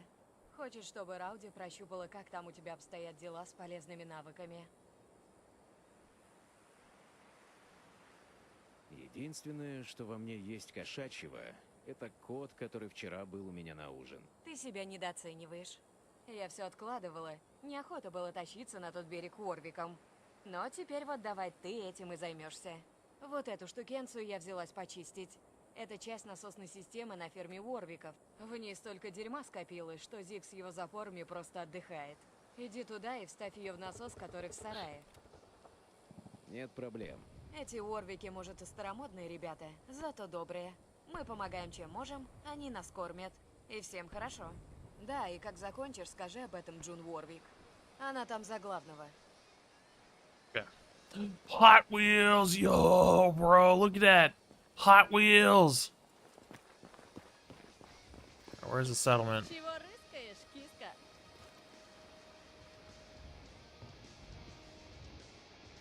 Ищу лоточек, дружочек. Ого! Такого я еще не слышала. Если хочешь разобраться, кто тут у нас за что отвечает, я Your balaclava's clipping, lady. You don't need a smaller face. Я тут просто мимоходом. Ну, если захочешь разузнать, что тут да как, обращайся. Roxy's pretty cool. Я уже ухожу. Нет, погоди, останься. Я тебе все про нас расскажу. Можешь рассказать, как у вас тут все устроено? А то. Я тебе сейчас все про атомных котов расскажу. Рауди заведует модификациями для силовой брони. Она самая клевая деваха из всех, что я встречала. Обычно она тусуется в гараже. You mean right here? Джей отвечает за торговлю. Если нужно что купить, продать, кроме силовой брони, обращайся к нему. Так, посмотрим. Дьюк и Джонни Ди поглядывают по сторонам, чтобы к нам не завалились какие-нибудь паршивые кенты. Ну, считай, и все. Зик наш вожак. Он эту банду и организовал. Более стильного парня, чем Зик, ты нигде не найдешь. Ну и еще есть я, новый член атомных котов, Рокси. Ну что, разобрались?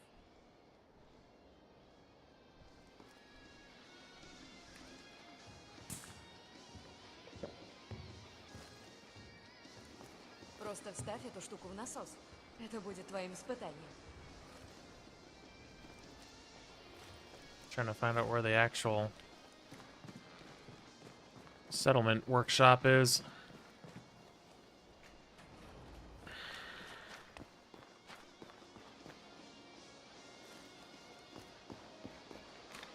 There it is. Join the Atomcast to unlock the settlement. Anything in here?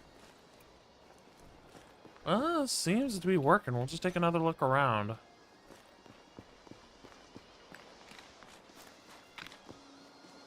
look at all these cars, bro.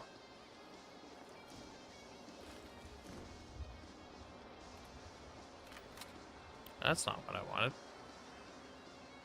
Да.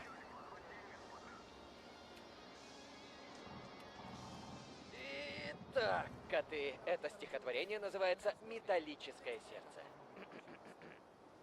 Металлические ноги, металлические руки, металлическое сердце. Инструмент войны, инструмент мира, инструмент искусства. Я залезаю в свой костюм и гуляю по пустошам. Страха нет, никто меня не тронет. Огни на костюме горят, поднимаются, сияют. Огонь горяч, но я хладнокровен. Я иду, я бегу, я еду. Мои руки сильны. Я человек. Нет, больше, чем человек. Потому что у меня металлическое сердце. Спасибо. Well, it all appears to be working. You don't have juggernaut armor.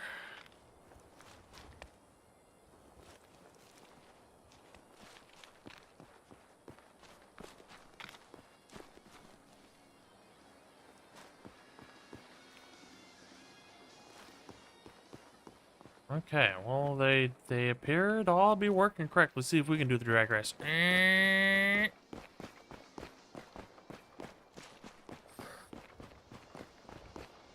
Рауди поручила тебе починить насос Уорвика. Для тебя это должно быть проще простого.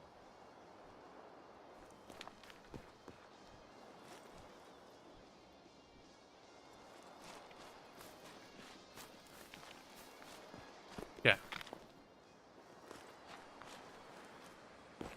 I like these cars. It's a little chilly with the air conditioner on. I might turn it off. What was this? Brewing vat.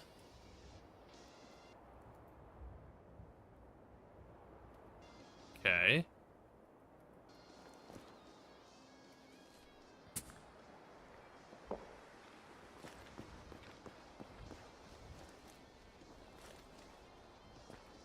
Mine now.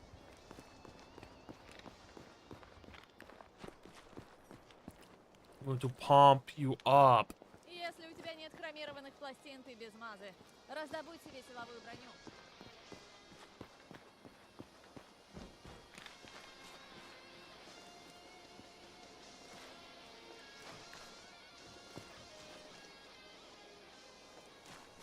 Okay.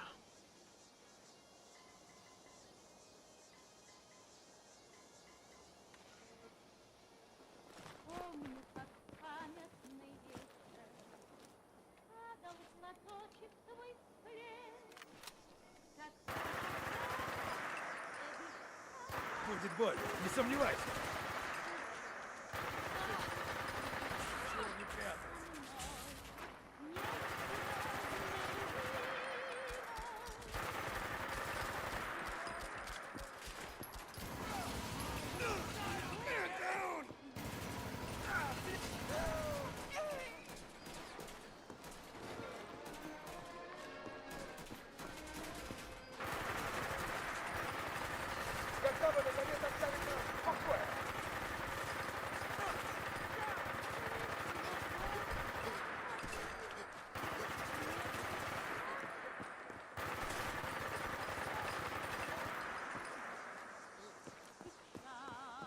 Well, the weapon works.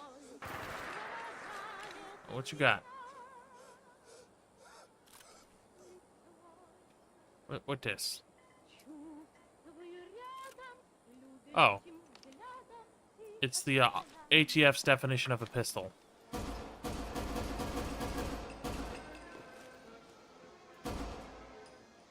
He's got a...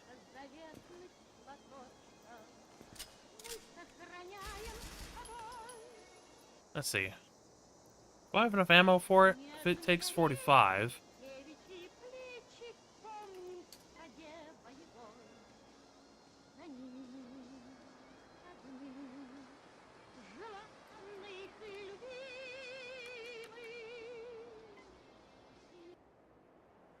Does this use?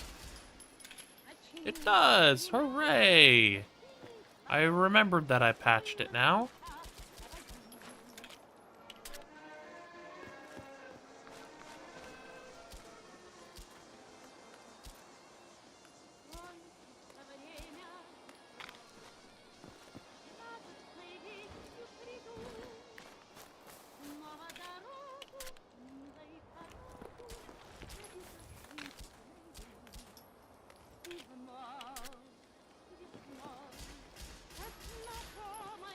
See, what else do people have? Unarmed bobblehead.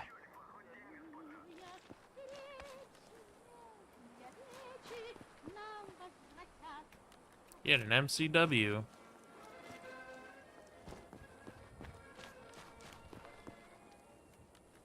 You had an assault rifle.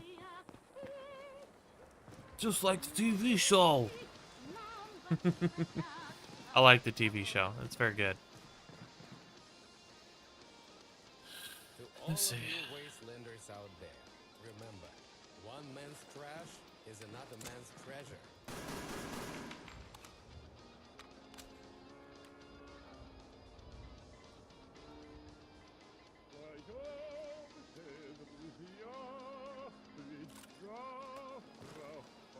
Let's see, we should have an inspect weapon button here. Inspect weapon.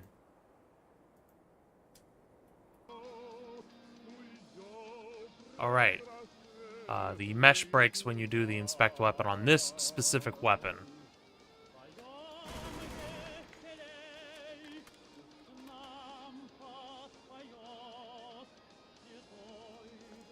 Anybody else got anything?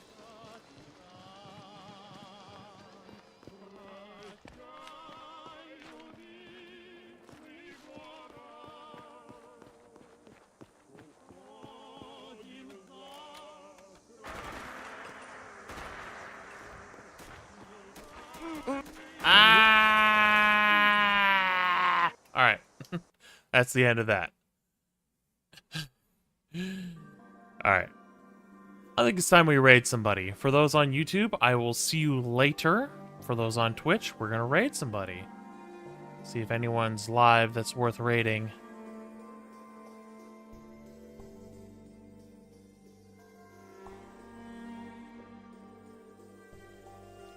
All right. Well, I don't see anybody I want to raid, so I will see you all later. I will see you tomorrow for some more Skyrim and Fallout 4. We're going to be modding up Fallout 4, but that's what we're going to be doing. So, I will see you all tomorrow. We'll see you later. Bye-bye.